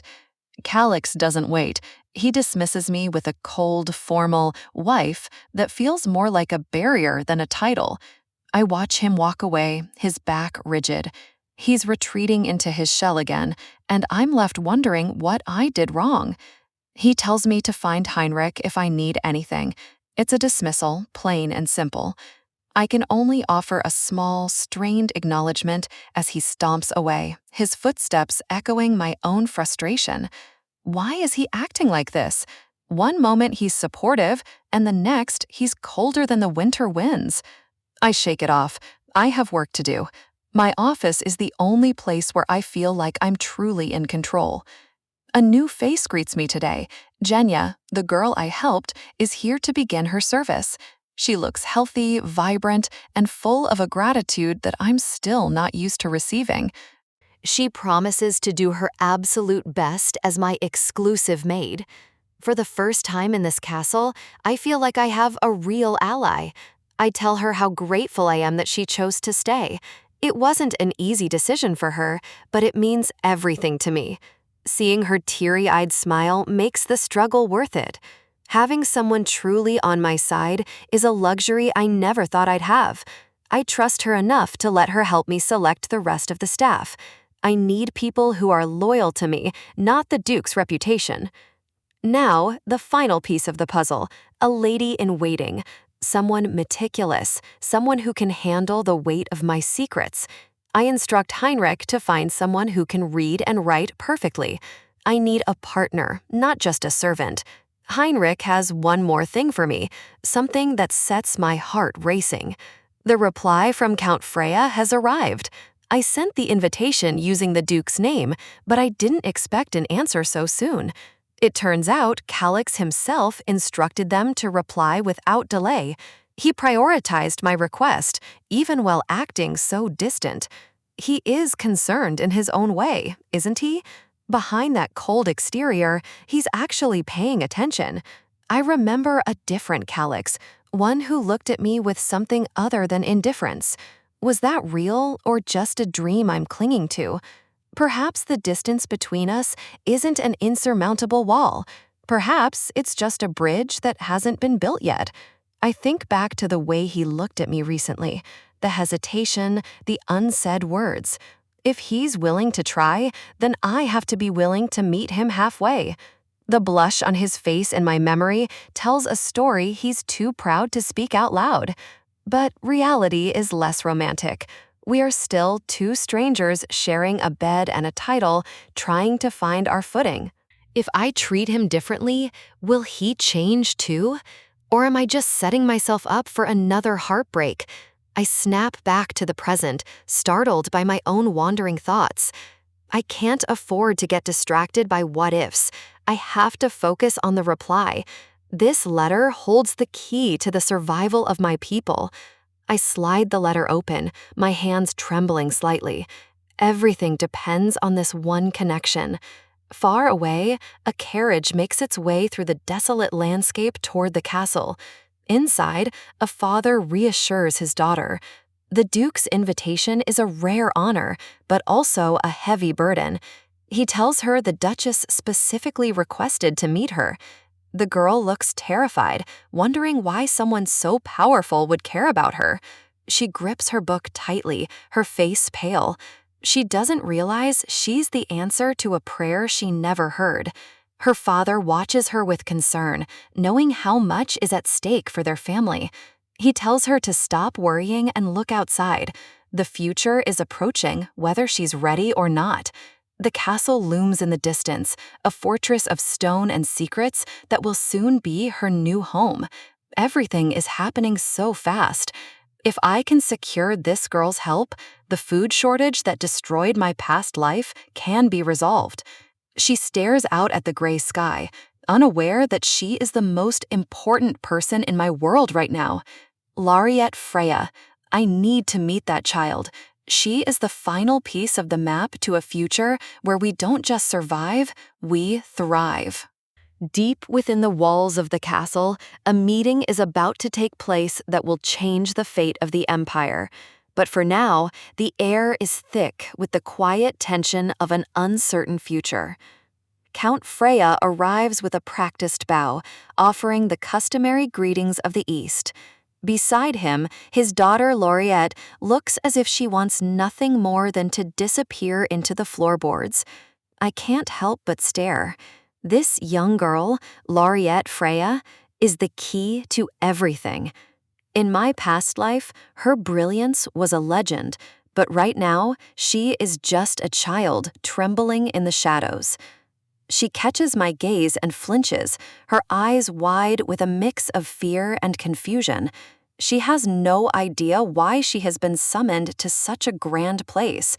She shuffles closer to her father, seeking a protection he has never truly provided. To him, she is a burden. To me, she is a savior. I offer a gentle smile, trying to ease the suffocating pressure in the room. I welcome them, but my focus never leaves the girl who carries a world of untapped potential. As we settle in, I drop the first bombshell.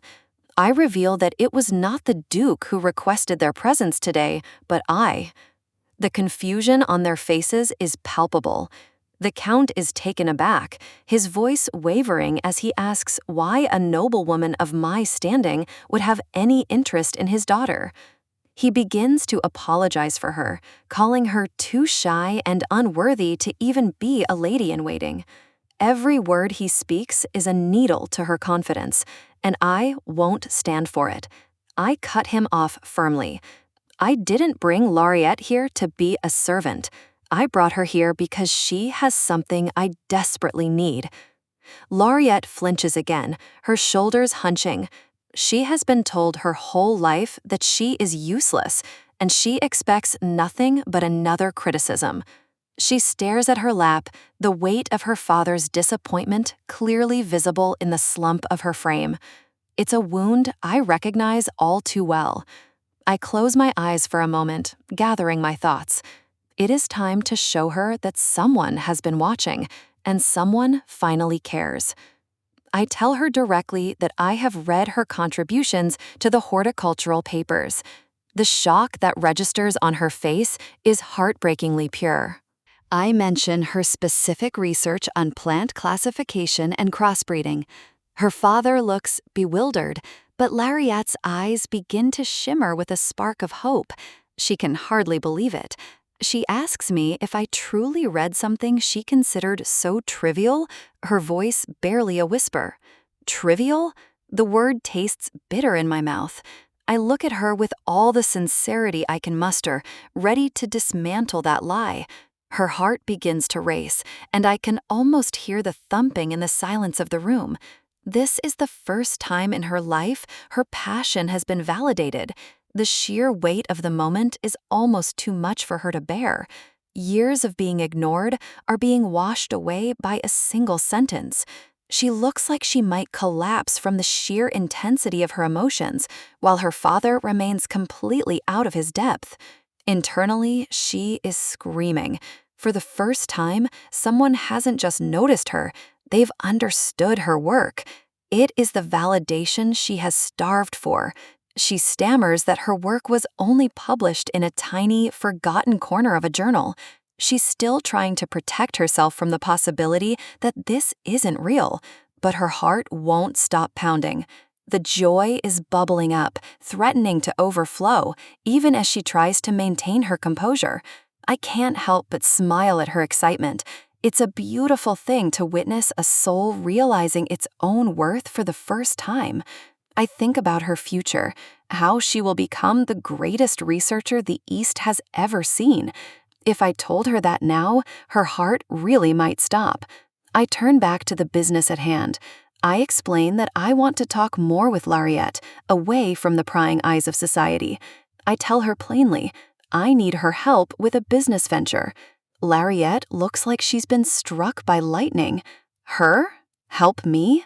The Count hesitates, his brow furrowing as he questions if his daughter could possibly be of use in such important matters. The gloom returns to Laureate's face as her father continues to doubt her. It's a cycle of neglect that has defined her entire existence. I look at Count Freya with a gaze that brooks no argument. He needs to understand that his daughter's value is not up for debate. I promise him that this is something only Laureate can do.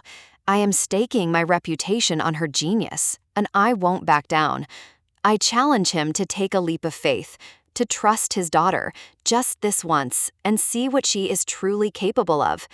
My husband watches the exchange silently, his presence a steady anchor behind me. He knows I am up to something, and he is choosing to let me lead. He steps in, suggesting that the Count leave Laureate with me so they can discuss investments in private. It's the perfect opening. His eyes meet mine, filled with a quiet support that surprises me. He tells me not to worry and to go ahead with my plans. Is he really helping me? This man, who usually keeps his distance, is actively clearing the path for my ambitions. I nod, standing up with a newfound confidence. The Count has no choice but to agree, leaving Laureate in my care. I reach out a hand to Laureate, my voice soft and inviting. I want her to feel safe, to know that in this room, she is the most important person.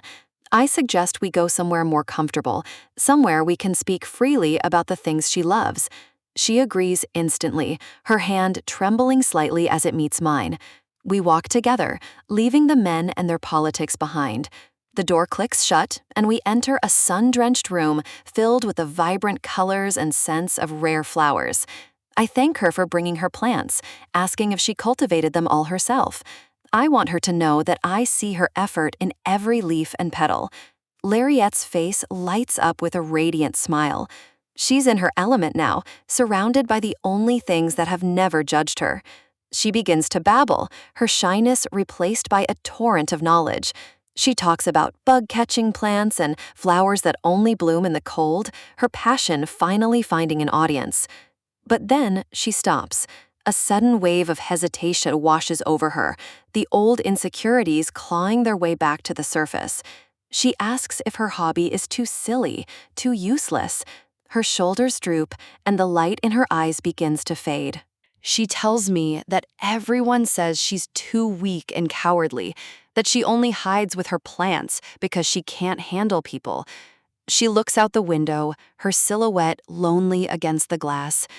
This is the heart of her wound, the belief that her greatest strength is actually her biggest flaw. I watch her, realizing why it took so long for her to succeed in my past life.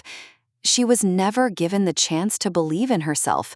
She never received recognition for the things she loved. She was taught to hide her light, and now she's afraid to turn it on.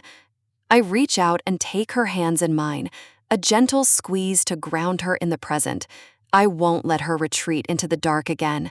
I tell her firmly that what she has been doing is not useless at all. In fact, it is the most important work in the empire. She looks at me with tears brimming in her eyes, desperately wanting to believe me, but still too afraid to hope. I offer her a warm, knowing smile. I am not just a noblewoman giving a compliment. I am a witness to the greatness she has yet to achieve. Of course it's not useless, I tell her. Her tears begin to fall, but they are tears of relief, not sorrow. I explain that these plants she loves so much are going to do something incredible. They are going to be the foundation of our success. They are going to save the East. I say it with such conviction that even Lariat can't help but feel the weight of the promise. Back in the drawing room, my husband taps his cane thoughtfully. He is a man of few words, but his mind is never still. The Count tries to apologize for the waste of time, but my husband silences him with a single sharp look. He knows better than anyone that I never waste a second. The Count stammers, caught between his desire to please the Duke and his own deep-seated lack of faith in his daughter. My husband looks down at the papers in his hand, his expression unreadable. He is beginning to see me in a new light, and the realization is clearly unsettling. I am not a decoration. I am not a trophy to be kept on a shelf. I am a player in this game, and I am playing for keeps. He reminds the Count that doubting one's partner is a sign of rudeness. It's a subtle defense of my autonomy that I didn't expect from him. I want to do my best in my role, but I am redefining what that role means. I am no longer content to just survive. I am here to conquer. He watches me, his gaze lingering. There is a new respect there, perhaps even a hint of something deeper, as he watches his wife take control of the future. He sees a woman who shines through her own determination. The quiet, neglected wife is gone, and in her place is someone who will change everything. The silence in the drawing room was heavy, but the air felt different today, charged with a purpose that had been missing for far too long. Amber wasn't just offering tea, she was offering a lifeline. To solve the famine of the East, she was ready to put her faith and her fortune into Lariat's hands. The famine wasn't just a lack of rain, it was a poison in the very soul of the land, causing every crop to wither and die before it could ever feed the hungry. Lariat stood up, her heart racing. She knew the soil better than anyone, but the solution Amber was hinting at seemed almost impossible. Her eyes drifted to the corner of the room, toward the one thing that managed to survive in the shadows. She realized with a start that Amber was talking about the Rodan plant, a species most people wouldn't even touch. But the rhodin plant carried a dark reputation that was hard to ignore. Known as the devil's flower, it was a symbol of the East's devastation, a wicked-looking bloom that appeared only when the land was at its worst. People hated it, yet they forgot the most important detail. It was the only thing that could actually grow in the poisoned earth. Amber's suggestion was radical. If the rhodin plant could survive the poison, why not take that strength and give it to the crops people actually needed to eat? The realization hit Lariat like a physical shock. Amber wasn't just talking about gardening, she was talking about crossbreeding, a new future for their people. The potential was staggering. Lariat began to mumble to herself, her scientific mind already calculating mutations and lifespans, seeing a path through the darkness for the first time. Amber watched her, a quiet confidence in her eyes. She knew that with Lariat's genius and the right resources, success wasn't just a dream, it was inevitable. But as the weight of the task settled in, Lariat hesitated, her old insecurities bubbling to the surface. She looked at Amber with pure wonder. How could the Duchess have such vision? To Lariat, Amber seemed like a miracle worker. Amber brushed it off with a modest smile, but she could see the girl's self-doubt starting to take hold again. She reminded Lariat that her perspective as an outsider was a gift, but Lariat's own discovery was just around the corner. Lariat shook her head, blushing. She had spent so long being told she was ordinary and sad that she couldn't imagine herself as a savior. Amber reached out, her touch gentle but firm. She wasn't going to let Lariat retreat into the shadows of her own mind. She spoke with a conviction that brooked no argument. Lariat had to stop belittling herself if she was going to lead the East out of its misery. The belief in Amber's eyes was the most powerful thing Lariat had ever encountered. It was a demand for Lariat to finally start trusting in her own worth. Lariat swallowed hard, her pulse thrumming in her ears. She squeezed her gloved hands together, feeling a shift deep within her soul.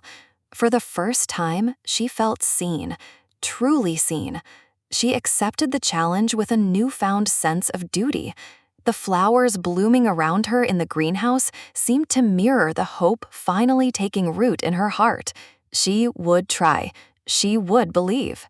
As evening fell, the carriage clattered away from the estate, the setting sun painting the sky in bruises of purple and gold.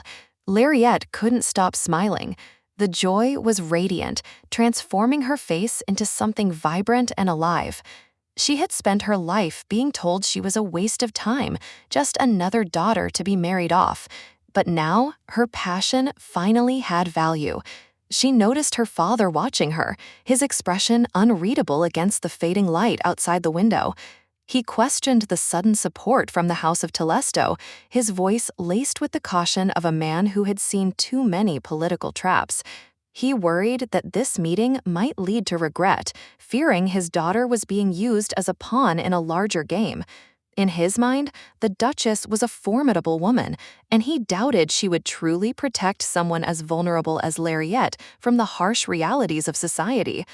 Lariat's defense was immediate and fierce. She wouldn't allow anyone, not even her father, to speak poorly of the woman who had finally given her a reason to hope. Her father was startled. He hadn't seen this kind of fire in her before. He realized then that Amber hadn't just invested in a project. She had sparked a fundamental change in his daughter's spirit. He also couldn't ignore the way the Duke looked at his wife now, with a burgeoning respect that was impossible to miss. The Count leaned back, admitting he might have been too hasty.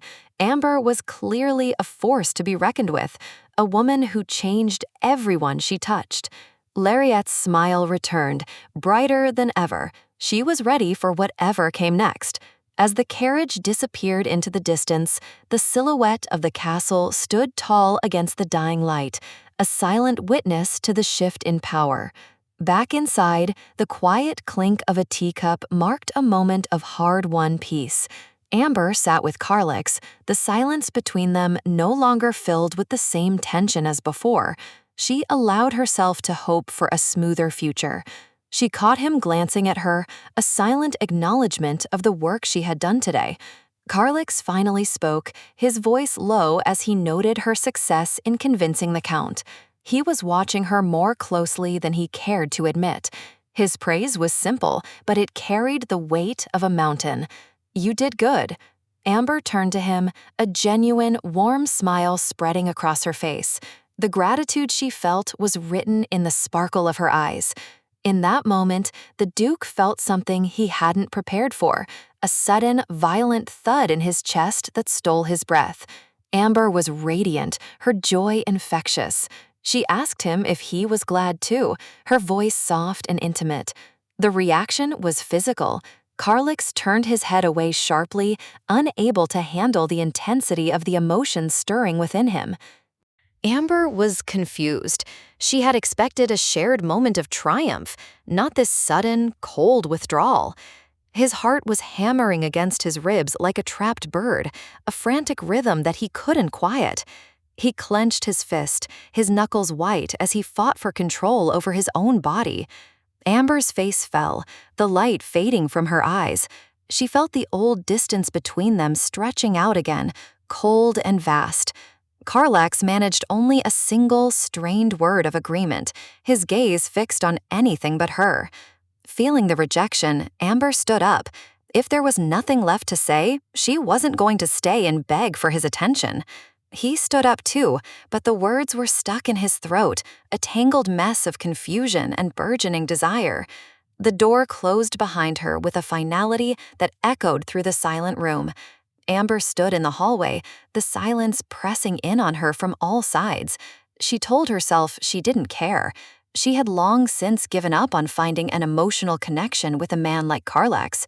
But as she stood there, she realized with a pang of frustration that she was actually upset. She wanted more than just a business partner. She clenched her dress, the fabric bunching under her fingers as she tried to suppress the hurt. A weary sigh escaped her. She hated feeling this way, vulnerable and confused by a man who seemed to blow hot and cold with every breath. Inside the room, Carlax collapsed back onto the sofa, his head in his hands. The thumping in his chest wouldn't stop.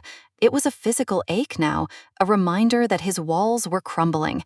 He couldn't get her smile out of his head.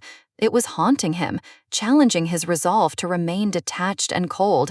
Her face was burned into his mind, vibrant and warm, a stark contrast to the icy world he had built for himself.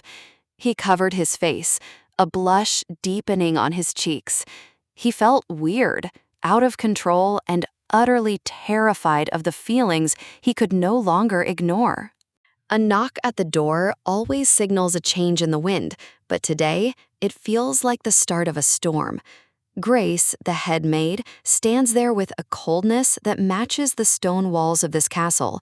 She doesn't even offer the basic courtesy of my title. Her eyes are sharp, calculating, as if she's waiting for me to crumble under the weight of her presence. She tells me the Duchess seeks my presence. It's not a request, it's a summons. Bella is finally ready to move her pieces across the board. I notice the slight immediately. She calls me Lady Amber, deliberately stripping away my status as the mistress of this house. They think they can still treat me like a guest who has overstayed her welcome. I decide to play her game. If she wants to be informal, I can return the favor. I refer to the Duchess simply as Lady Bella, and the reaction is instantaneous.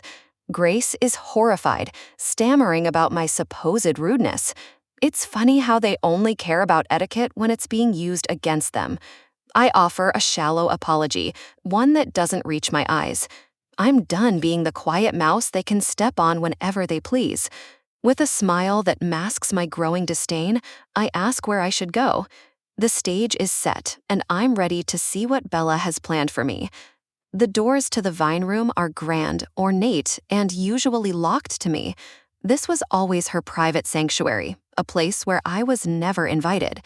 The heavy clunk of the lock echoes through the hallway.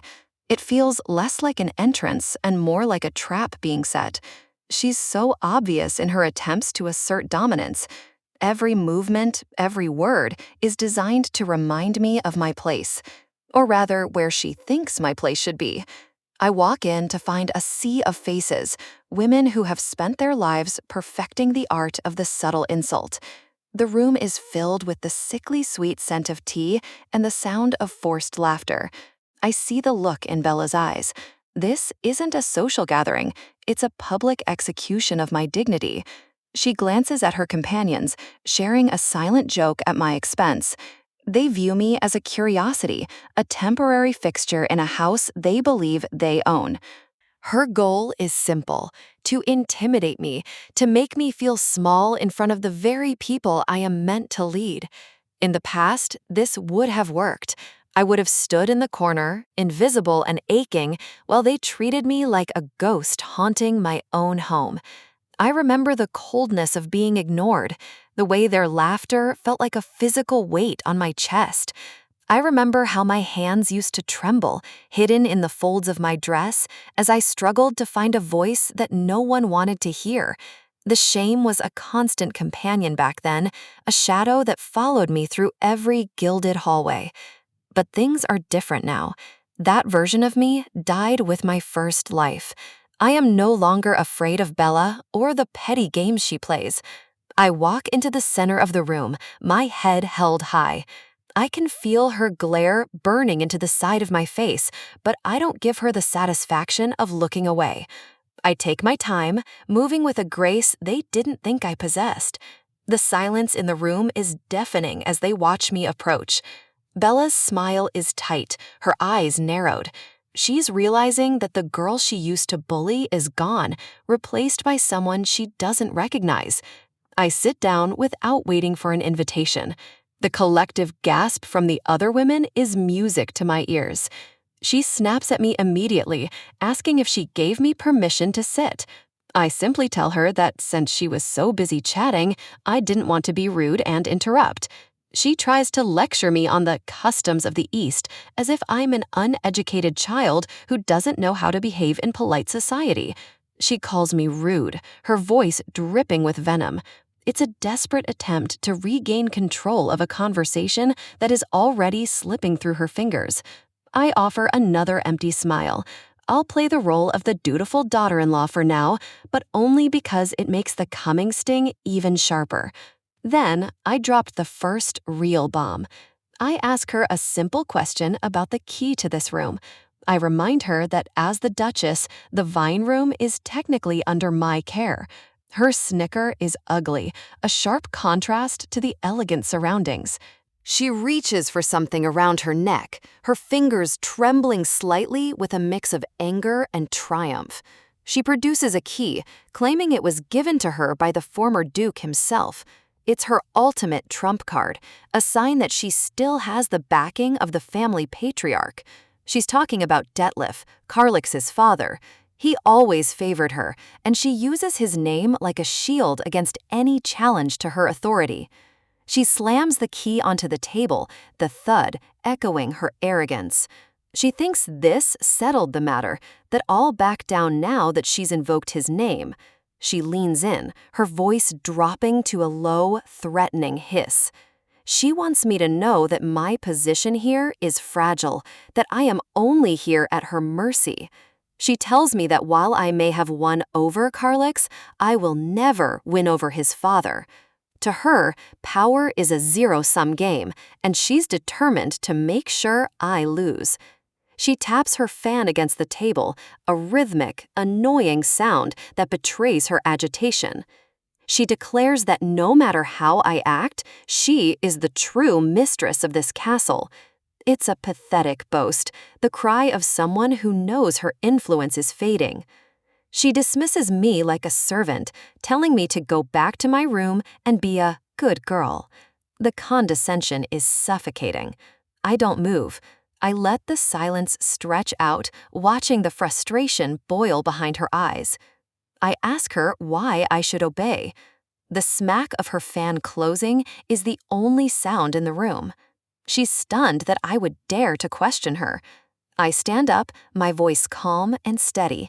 I remind her that I have rights as the wife of the Duke, and I have no intention of surrendering them to her. I look her dead in the eye and tell her that if she's the one who is so lonely, she can be the one to stay in this room. The insult lands perfectly. She's shaking now, her face contorted with rage. She's never been spoken to this way, especially not by me. She reaches for a bell, her fingers fumbling. The mask of the elegant Duchess has completely shattered.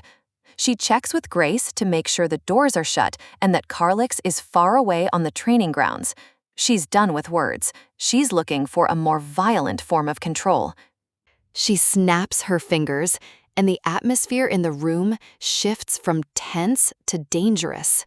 A group of masked maids appears carrying a heavy wooden box. This isn't a spur-of-the-moment decision. This was prepared.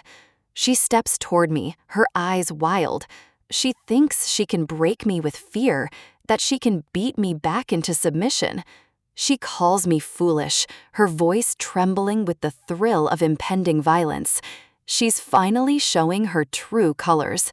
The lid of the box is opened with a chilling clack. I see the tools of her discipline inside. I hesitate for a second, not out of fear, but out of shock that she would actually go this far within the castle walls. She reaches into the box, her smile returning as she grabs a whip. She tells me that naughty girls need to be punished. I can see the malice in her gaze. She doesn't just want to hurt me, she wants to destroy my spirit. The maids grab my arms, pinning me in place. Grace watches with a look of grim satisfaction. They think they've won. I stare directly at her, my voice low and cold. I tell her that she will regret this. It's not a plea, it's a promise. She ignores me, stretching the whip between her hands. She justifies it as discipline, a necessary act to maintain her power. She raises her arm, the whip whistling through the air. I close my eyes, bracing for the impact, refusing to give her the satisfaction of a scream. But the blow never lands. She hesitates, her arm frozen in midair. She glares toward the entrance, her face pale. Someone has interrupted her moment of triumph. The maids look just as confused and terrified as their mistress. The power dynamic in the room has shifted once again. A heavy knock sounds at the door, echoing like a heartbeat. The doors to my prison are about to be forced open.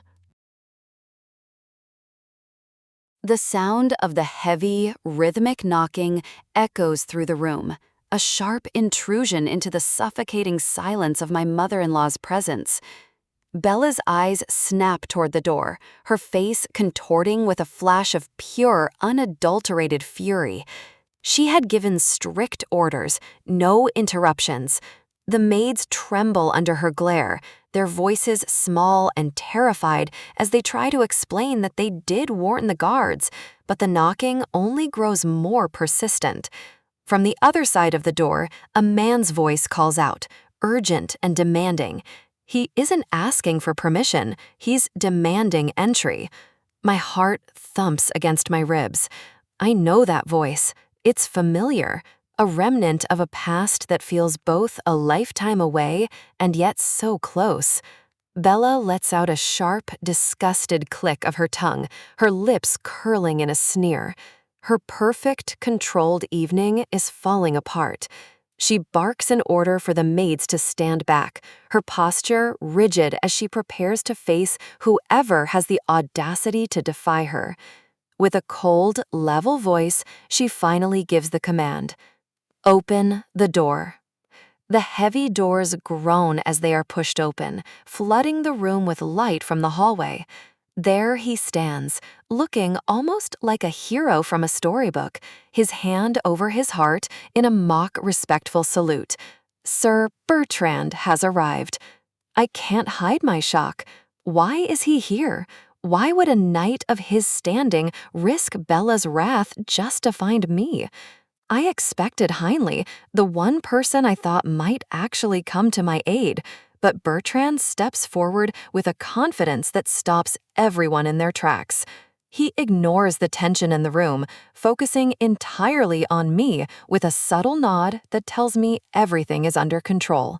He announces his intention clearly. The matter is urgent, and he is here to escort me out of this room immediately. Bella tries to regain control, her voice dripping with poisonous sweetness as she mentions the tea she so graciously prepared for her daughter-in-law. Bertrand doesn't flinch. He offers a bright, almost cheerful smile that feels like a shield against her malice. He claims the butler has an important task for me, a direct challenge to her authority that leaves her choking on her own indignation. I take the opening he's given me, lifting my head and offering a polite, empty excuse about having tea another time. The look on her face is priceless, a mask of civility barely hiding the rage boiling underneath. I've escaped her trap, for now. As we turn to leave, I catch the sight of her fist clenching, her knuckles white. This won't be forgotten. The doors clang shut behind us, the sound signaling a temporary reprieve from the poison of that room. The adrenaline finally leaves me, and I stumble, my legs feeling like lead. Bertrand is there in a second, catching me before I can fall. I tell him I'm fine, but my voice is shaky. The psychological toll of facing her is heavier than I care to admit. I look at him, searching his face for answers. Why did he really come? What is his angle in all of this? I had asked Jenya to find Heinley, knowing he was the only one who might listen, the only one who could stand up to his mother. I ask him directly if Heinley sent him, but the look in his eyes tells me the answer before he even speaks. He admits that he volunteered. He saw the situation and decided to step in himself, which only makes me more suspicious. I stop walking and turn to him. I need to know what he's after. No one in this castle does anything without a reason. He claims Heinley was busy, but his easy smile doesn't reach his eyes. He's stepping into a dangerous game by helping me. I tell him to be honest. If there's something he wants from me, he should just say it instead of hiding behind chivalry. He hesitates for a moment, his playful demeanor flickering. He knows I'm not the naive girl everyone thinks I am. I remind him that making an enemy of Bella is a death sentence in this house. As a foreigner, I have no power to protect him. He looks at me, really looks at me, and I see a flash of something serious beneath the surface. He's calculating. There is a long pause where the only sound is our breathing in the quiet hallway. Then he drops the act. He tells me that my enemy seems to be his enemy as well. He wants to be of assistance, not just as a knight, but as an ally in a much larger conflict. I wonder what Bella did to him. What could she have done to make a loyal knight of the East turn against her so covertly? He laughs it off, saying the knights work for the East, not just for one person's whims. His goal is to protect the House of Telesto, and if that means siding with me, then that's what he'll do. With a final, respectful bow, he takes his leave, disappearing back into the shadows of the castle. I'm left standing alone, more confused than when I started. The pieces of the puzzle are moving, but I can't see the full picture yet. Dennis Bertrand. I search my memories of the past life. He was always there, a constant presence, yet I knew so little about him. He was always by Karlek's side, a loyal shadow. Was he always this observant, always this rebellious? In the end, he was chased out. I wonder now if it was because he dared to cross Bella, just as he did today. I hesitate as I walk toward my room. The walls of this castle seem to be closing in, whispering secrets I was never meant to hear. Perhaps there are layers to this family's corruption that even I, with my knowledge of the future, haven't uncovered yet. Night falls, and with it comes the darkness that always seems to follow me. The clouds gather, heavy and suffocating. I collapse into bed, exhausted, but sleep doesn't bring peace. It only brings back the things I've tried so hard to bury. In my dreams, the struggle begins again. Hands grabbing at me, voices mocking my weakness. I'm trapped in the past. Bella's face looms over me, a twisted mask of cruelty. She screams that she will fix my bad habits, her words like lashes against my skin. I flinch, trying to wake up, but the nightmare is too strong. It drags me deeper into the memories of blood and betrayal. I see the moment my world shattered, the cold, calculating eyes of a man who took everything from me. My heart drops as the sword is raised. The smile on his face is the last thing I see before the world turns red. I cry out in my sleep, the pain of the memory feeling as real as if it were happening all over again. No! The scream dies in my throat as the dream shatters into 1,000 jagged pieces. I wake with a gasp, my eyes snapping open to the dim light of my bedroom. My heart is racing and tears are streaming down my face. A shadow moves beside me, and for a terrifying second, I think the nightmare has followed me into the real world. I'm shaking, gasping for air, the phantom pain of the sword still lingering in my chest. Then, I see him, Carlex. He's sitting by my bed, his expression unreadable in the moonlight. He hesitates, his hand hovering over me as if he's unsure whether he's allowed to offer comfort. But then, he reaches out. His touch is light, almost tentative, as he brushes a stray hair from my forehead. I lean into his hand, the warmth of his skin grounding me, pulling me back from the edge of the abyss. The terror begins to fade, replaced by a heavy, soul-deep exhaustion. For the first time, I feel safe. He sighs, a soft, weary sound. There's a softness in his eyes I've never seen before, a quiet concern that he's trying to hide. He stays there, a silent sentinel in the dark, watching over me until sleep finally claims me again, this time without the nightmares. The morning sun spills across the castle walls, but the warmth does little to ease the cold weight in my chest. I wake with a start, the echoes of a nightmare still clinging to my mind like a thick fog. Beside me, there is a presence I am still learning to trust. Carlex is still asleep. His features are softened, stripped of the stern authority he carries through the day. I find myself staring, unable to look away from this rare glimpse of vulnerability. It is the first time I have seen him look so innocent, so far removed from the cold husband I once knew. But the moment is fleeting. He is gone as quickly as a shadow when the light shifts, leaving me alone with my thoughts. Is he avoiding me, or is he simply unsure of how to face the shift in our dynamic? The silence of the room allows the memory of my dream to resurface, jagged and terrifying. I can still see her, Bella with that murderous glint in her eyes, coming for me in the dark. I turn to the empty room, half expecting to find her lurking in the corners of this gilded cage. The shock of seeing her true colors in that nightmare has left me shaken, my fingers trembling as I clutch my dress. There are things happening that I don't yet understand, pieces of a puzzle I am only beginning to see. Despite the fear, a strange sense of calm washes over me. I have to believe this path will lead somewhere better. The dream wasn't just a warning, it was a map. I remember every detail, every sharp edge.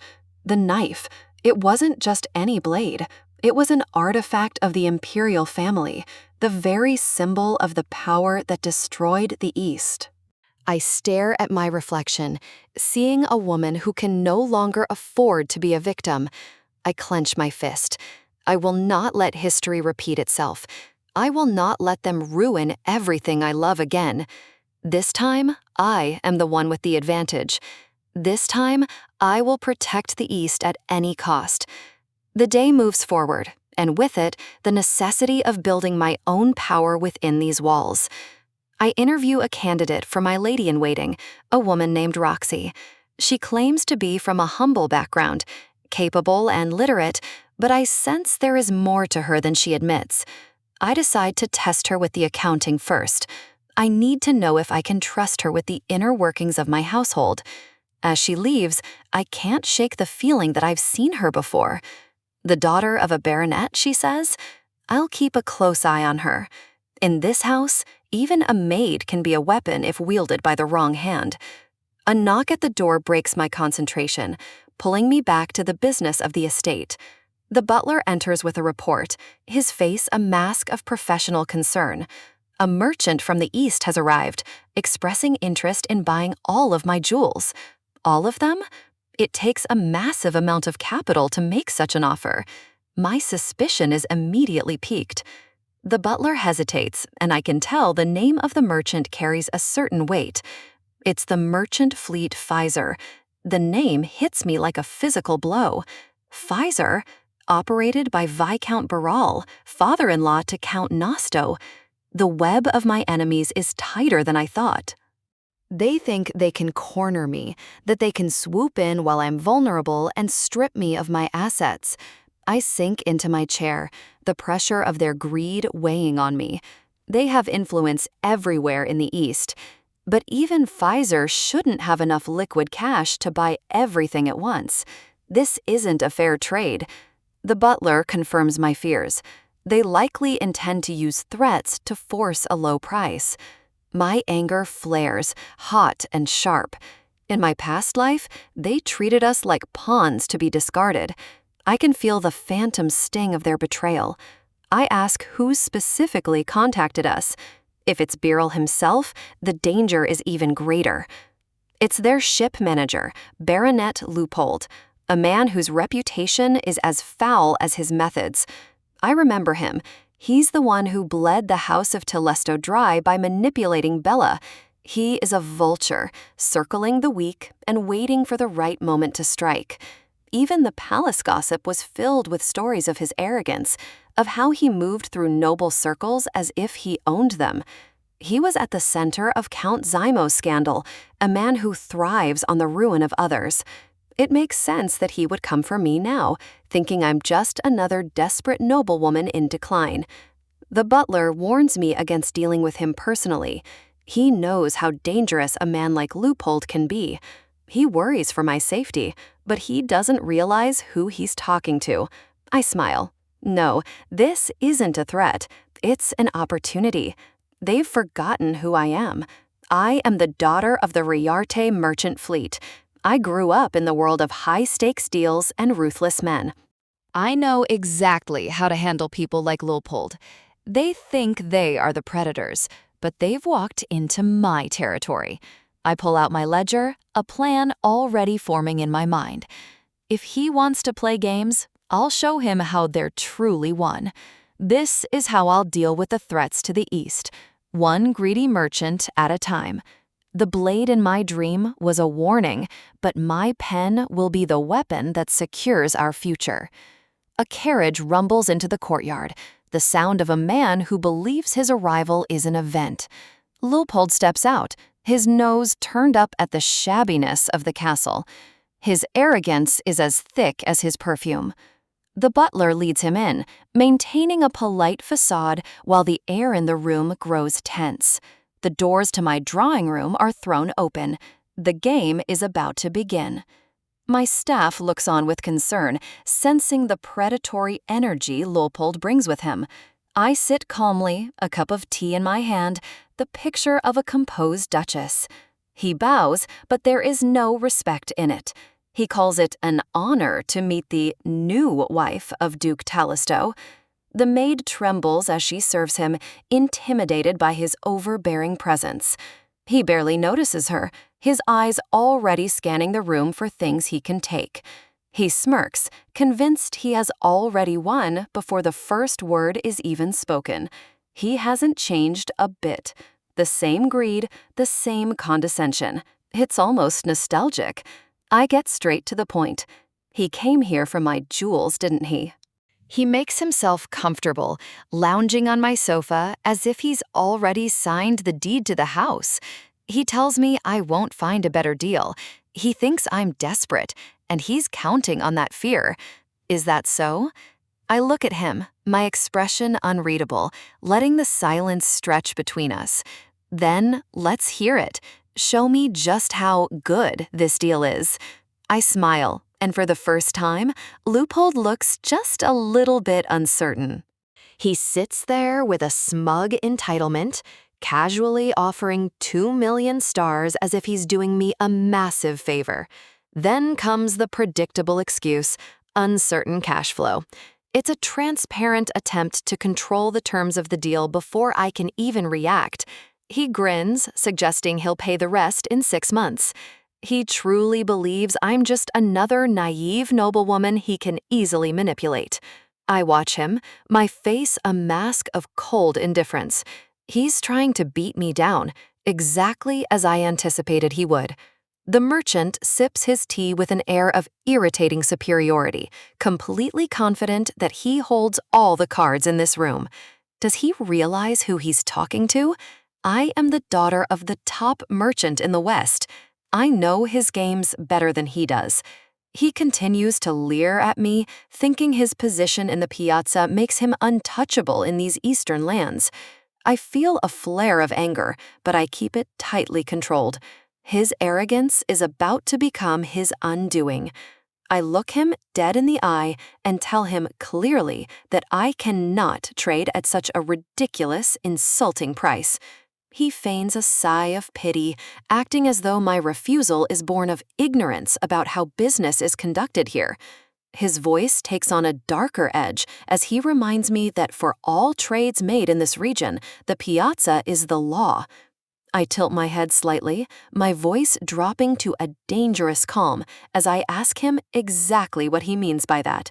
He starts boasting, claiming that the people of this barren land only survive because of his virtue and his connections. He doesn't notice the shadow falling over my eyes as he continues his self-important rant. With a sharp slam against the table, he declares that everything, food, necessities, even weapons, is under his thumb. He smirks, convinced that he has successfully intimidated me into submission. He tells me I should consider it a grace that the piazza is even willing to buy my jewelry at all. He looks at me with pure condescension, waiting for me to crumble under the weight of his supposed power. I let the silence hang in the air for a moment before I quietly ask, "Are you done?" His confusion is immediate. He expected fear, but all he finds is my steady, unyielding gaze. I lean forward, my voice cutting through his bravado. It's not me who needs grace, it's him. I bring up a certain unfortunate incident he had recently with Count Zymo, and the air leaves the room. He nearly jumps out of his skin. The color drains from his face as the realization of what I know begins to sink in. I offer a small, sharp smile. It really is such a pity that his secrets aren't as well hidden as he thought. He stammers, trying to regain his footing, his voice trembling as he asks how I could possibly know. He knows the geography of his own greed. To reach the capital, his trade route must pass directly through Count Zymo's territory. I watch him struggle. This fool thought he could bully me while his entire livelihood hung by a single fraying thread. He looks sick. He knows he's made a massive mistake, and he has no idea how deep the hole he's dug truly goes. I lay it out plainly for him. I know he harassed the Count's niece. The silence that follows is deafening. His eyes bulge in terror. His secret was supposed to be his death warrant if it ever got out. He flashes back to Count Zymo's castle, remembering the cold weight of the trouble he's in. He remembers groveling on the floor, begging for a forgiveness that wasn't coming easily. He had offered the Count anything, desperate to prevent his headquarters from finding out about his disgraceful behavior. But the Count was clear. He had no intention of letting the piazza's filth travel through his land anymore. The ultimatum was brutal. He was given only 2 months to find a way to make amends or lose everything. Back in the present, he looks like a man facing his executioner. The pressure is finally starting to break him. He curses the Count in his head, still refusing to take full responsibility for his own disgusting actions. He thinks back to the moment he mistook the girl for a maid, his entitlement still clouding his judgment. But his biggest fear is that I'm the one who heard the truth. I am the last person he wanted to have leverage over him. He had been trying to embezzle capital to prepare a bribe for the Count, and my jewelry was his ticket to freedom. But his friction with the merchant community made it impossible to get the funds elsewhere. He needed to buy my jewelry for a pittance so he could sell it privately and save his own skin. I remind him that my husband, Count Nasto, doesn't know about this situation yet. I pause, letting him imagine what would happen if the lord of this land found out a merchant was causing such trouble. Knowing the Count's reputation, he might just decide that a head on the castle gates is the best way to resolve the issue. He asks if I'm threatening him. I don't need to threaten him. The reality of his situation is doing that for me. Instead, I tell him I'm showing him grace. I'm giving him an alternative to total destruction. He's desperate now, completely broken, asking what it is that I want from him. I tell him I know exactly what Count Zyma wants, a gift worth more than millions of stars. He leans in, sweating, practically begging for the information that could save his life.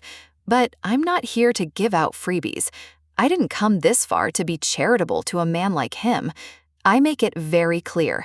I will help him resolve his crisis with the Count, but only if he accepts my new terms. He bows his head in total submission, pleading with me to let him know what the price of my help will be. I give him a smile that is as beautiful as it is predatory. It's quite simple, really. He offered 2 million stars earlier. Now he's going to make that 5 million, and he's going to say thank you. Loopold stares at me, his face turning a sickly shade of pale as the weight of my demand finally sinks in. 5 million stars is more than a fortune. It's everything he's stolen and more. I lean back, my voice dropping to a cold, steady whisper. If he thinks he can negotiate with me, he's mistaken. The only other person I can talk to is Count Nasto, and we both know how that ends. His teeth grit so hard I can almost hear them cracking. He knows he's trapped, cornered by a woman he thought was just a puppet. I remind him of the stories floating around the Western territories. Count Nasto isn't known for his mercy, especially when it comes to those who accumulate personal assets at the expense of the Union. The images of what happens to traitors are gruesome. Limbs severed, families exiled to lands where they're never heard from again. It's a fate worse than death. I watch the sweat bead on his forehead. Even his powerful connections can't save him if I decide to speak. He gulps, the fear finally overriding his greed. He pathetically begs, claiming he can only scrape together 3 million stars up front.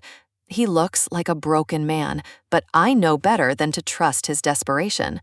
I act as if I'm considering his plight, offering a shallow smile. Since his fleet is in such a dire situation, I suppose I can be the one to compromise. But I'm not letting him off the hook. I'll take the 3 million in cash, but the remaining 2 million, I have a very specific way for him to pay that debt. First, he will hand over 1 million stars worth of aid items from the East Warehouse. It's the only way the people here will survive the harsh winter he ignored. And as for the final million, I want Durandal. The moment the name leaves my lips, the air in the room turns to ice. He nearly falls out of his chair, stammering, wondering how I could possibly know about the sword hidden deep within his stores. He thought it was his secret weapon. Durandal, the sword of oath. an ancient artifact with a power so devastating it once turned the eastern lands into nothing but rubble and ash. Durandal, the Sword of Oath, an ancient artifact with a power so devastating it once turned the eastern lands into nothing but rubble and ash. In my past life, that blade was the instrument of my destruction. It was the very thing that took my son away from me and ended my life in a spray of crimson. I won't let history repeat itself. I have to possess it before the Emperor can use it to tear my world apart again. This time, the power belongs to me. Loophole is trembling now. He knows that if the sword goes missing, his superior won't be able to say a word without admitting they were hoarding illegal artifacts. I take a slow, elegant sip of my tea, watching him crumble.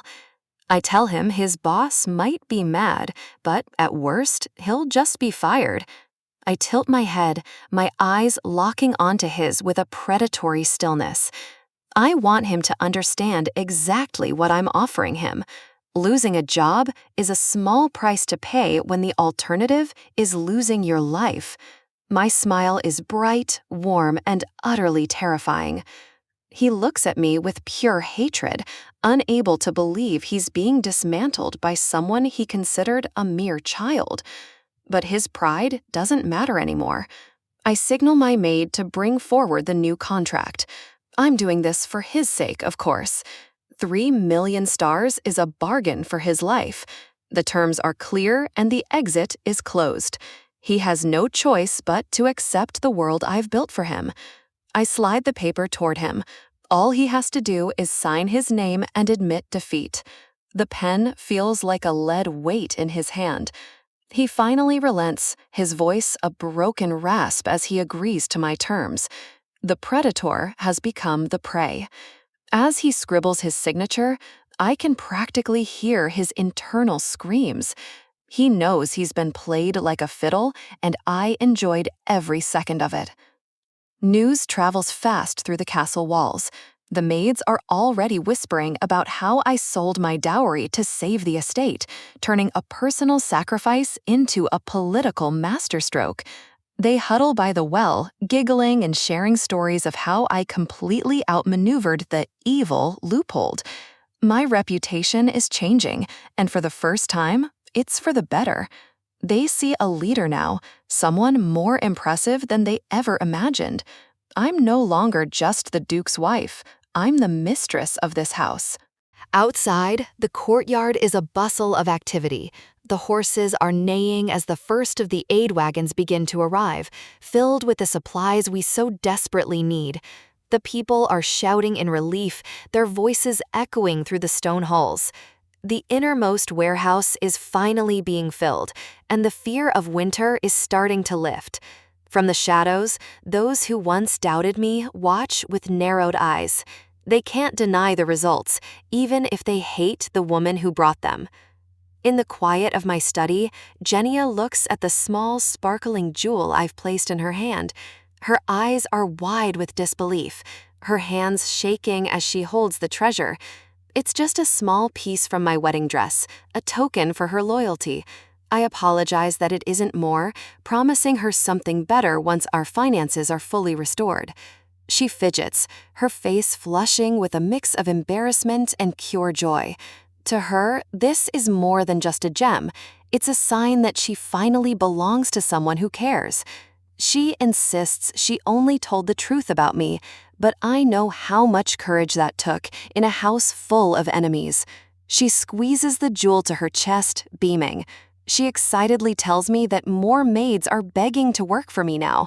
They saw the wagons, they saw the change, and they want to be on the winning side. I let out a soft sigh of relief. With the money and the supplies, we can finally survive the winter. One major hurdle is cleared, but another remains. I look out the window, my mind drifting to the one person who should be by my side. But lately, he feels further away than ever. I remember the way he looked at me, the confusion and the distance in his eyes. It's like he's seeing a stranger instead of his wife. He turns away before I can even speak, his silhouette cold and unyielding against the castle stone. Why is he avoiding me now? It started that day, after everything shifted between us. Carlix is making it very obvious that he doesn't want to be in the same room as me. I asked him if he was glad, and since then, it's been nothing but silence. The rejection stings more than I care to admit. I close my eyes, trying to suppress the frustration. He should at least acknowledge the 8 items. This is his territory after all. I clenched my fist, the fabric of my dress bunching under my fingers. I've put my life on the line for this place, and he treats me like an inconvenience. It's infuriating. Every morning, every lunch, every dinner, it's the same excuse. The Duke is busy, the Duke is eating alone, the Duke is avoiding me. I ask Genia where he is today. I'm done waiting for him to come to me. If he won't show his face, I'll go and find him myself. She tells me he's at the training grounds. I give a forced, overly sweet laugh.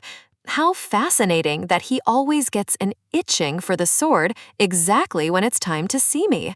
I stand up abruptly, startling poor Genia. I ask her who exactly is reporting my whereabouts to him. I need to know who's helping him hide.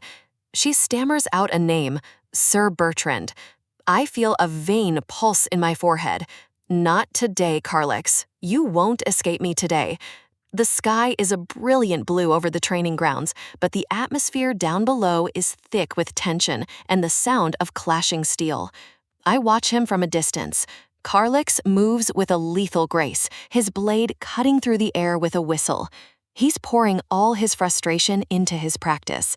He's focused, his brow furrowed in concentration as he executes a perfect strike. He looks every bit the powerful Duke, yet he's acting like a scared boy. Sweat drips down his face, his breathing heavy as he pushes himself to the limit. He's trying to drown out his thoughts with physical exhaustion. I step onto the stone floor, my footsteps echoing with a purpose that cuts through the noise of the training sessions. He's mid-sentence, asking Bertrand if I've already eaten lunch. He's so busy trying to time his avoidance that he doesn't hear me approaching. I answer for him, my voice dripping with mock sweetness. How could I possibly eat alone without you, my dear husband? He flinches, his entire body jerking as he realizes he's been caught. He spins around, his eyes wide with genuine shock. Bertrand looks like he wants the ground to swallow him whole. He apologizes to the Duke, admitting that I'm just as terrifying as he is. Carlix gulps, his face flushing a deep red as he glances away. He's trapped now, and there's nowhere left to run. I step closer, the shadows falling across my face as I loom over him. The time for games and excuses is over. I offer him my most innocent smile, the one that makes everyone in the room hold their breath. How about we have a little chat today? The soldiers behind him all gulp in unison. They know the Duke is in for a long afternoon. And honestly, he deserves it. The clink of silverware against fine china is the only sound that fills the room. It's a rhythmic, lonely reminder of the distance between us. Carlix sits across from me, his gaze fixed anywhere but on my face. This heavy silence used to feel like a death sentence in my past life, but today the air feels different. I can see the tension in his shoulders, a subtle vibration that wasn't there before. He knows I've caught him. He's been avoiding me since the training grounds, and the guilt is practically radiating off him. I reached out to him first, yet here he is, trapped in his own head, feeling pathetic for his inability to speak. He's terrified. He thinks if he keeps this up, I'll reach my breaking point and finally decide to walk away. I lower my glass, the wine untouched. The pause is deliberate, forcing him to acknowledge the space between us. I need to know what he's thinking. I won't let this dinner end in another night of cold, unspoken resentment. He lowers his head further, hiding behind a curtain of dark hair as if he could disappear into the table. I let out a soft sigh. It's a sound of exhaustion, but also of a strange, budding patience. I set my glass down with a firm click. I absolutely needed this chance to discuss something important with him today. He finally looks up, his expression guarded. He asks me what it is, his voice tight with anticipation. He swallows hard, his throat moving convulsively. The fear in his eyes is unmistakable now. He's convinced I'm about to ask for a divorce, or at the very least, tell him I'm leaving the estate. I call out to him softly, trying to bridge the gap. He looks like a man facing a firing squad. I ask him plainly if he's uncomfortable. I want to clear the air before we dive into business. He stammers, unable to find the right words, caught between his duty as a duke and his feelings as a man. I remind him that we were forced into this marriage by the emperor's whim. If he can't stand me, I can understand that. He jolts upright, the chair scraping loudly against the floor. He desperately wants me to know that isn't the case. He admits his actions might have suggested he hated me, but he's struggling to explain the truth. His heart is racing, his chest tight. He tells me it was actually the exact opposite of being unsatisfied. I stare at him, blinking in surprise. The blush creeping up his neck is far more honest than his words have ever been. I can't help but smile. I ask him if that means I'm not so displeasing to him after all. He clenches his jaw, his face turning a deeper shade of crimson. The stoic commander is completely undone. He gives a small, stiff nod. It's the most vulnerable I've ever seen him, and my heart skips a beat. In this moment, I find him incredibly cute. It's a dangerous thought, one that threatens to soften my resolve. I laugh softly, the tension finally breaking. It's a relief to know that we aren't enemies in this house, but we have work to do. I clear my throat and shift the focus back to the reason for this dinner. We need to talk about the arms trade. It's the lifeblood of this duchy, and currently, its greatest weakness. Carlex listens intently as I bring up the report from Heinley. He's back in his element now, the professional duke. He knows I want to stop trading with Count Nosto and find a new route that doesn't involve being exploited. He agrees without hesitation. He's wanted to cut ties with that man for years, but the political cost was too high. His fist clenches on the table. Count Nosto is a leech, and Carlex has had enough of his games. The Count has been toying with the lives of commoners and knights alike, treating human lives like disposable currency. Carlex is a swordmaster of the highest order, a man of immense power and prestige. Yet, for the sake of his people's survival, he's been forced to bow his head to those far less honorable than himself. I look at him, seeing the weight of his responsibility. I ask him if he has a solution, knowing I already have one. The answer is simple. If the East has no other honest merchants, we just have to look outside of the East. I propose we trade with the fleet of Count Riarte, my father, the man I haven't spoken to in years. Carlex is stunned. He knows the history between me and my family is complicated, to say the least. I tell him it's okay. I'm prepared to face the ghosts of my past if it means securing our future. I'll have to face him eventually. He's family, and I can't treat him like an enemy forever, even if it hurts. In my past life, I spent so many nights with a pen in my hand, staring at blank parchment. I tried to send several letters home, desperate for a connection, for a sign that I still mattered to them. But every time I thought about the pain they caused me, the words would dry up in my throat. I would crumple the paper, the ink staining my fingers like a physical mark of my rejection. I remember the time I was a child, visiting the capital for the first time. The world seemed so bright and full of promise then. My father laughed, telling me how excited I was. He seemed so warm, so different from the man he became. I was so happy he granted my wish. I dreamed of the day I would finally debut in high society. He promised to find me the best sponsor. He patted my head, and I felt like the most important girl in the world. We shared treats and laughter, the simple joys of a family that seemed unbreakable. I watched him work, fascinated by the way he navigated the world of trade and politics. There were moments of quiet observation where I felt like I was learning the secrets of his success. The scent of fresh hydrangeas always reminds me of those days. They were my favorite. Back then, I had no reason to doubt his love. I was his daughter, his pride and joy. I was certain that no matter what happened, my family would always be my sanctuary. But a few years later, everything changed. The sun set on my childhood, and the shadows moved in. An order came from the emperor, a decree that would seal my fate and bind me to a man I didn't know. My father was devastated. He clutched his head in his hands, crying out that this was impossible. He didn't explain why. He just said he needed to go to the palace immediately to fix this. I watched him run out the door, his footsteps echoing like a warning I didn't yet understand. That was the beginning of the end, the day the warmth in our home began to freeze over. At least, that was before the true betrayal happened, before the mirror of my life was shattered beyond repair.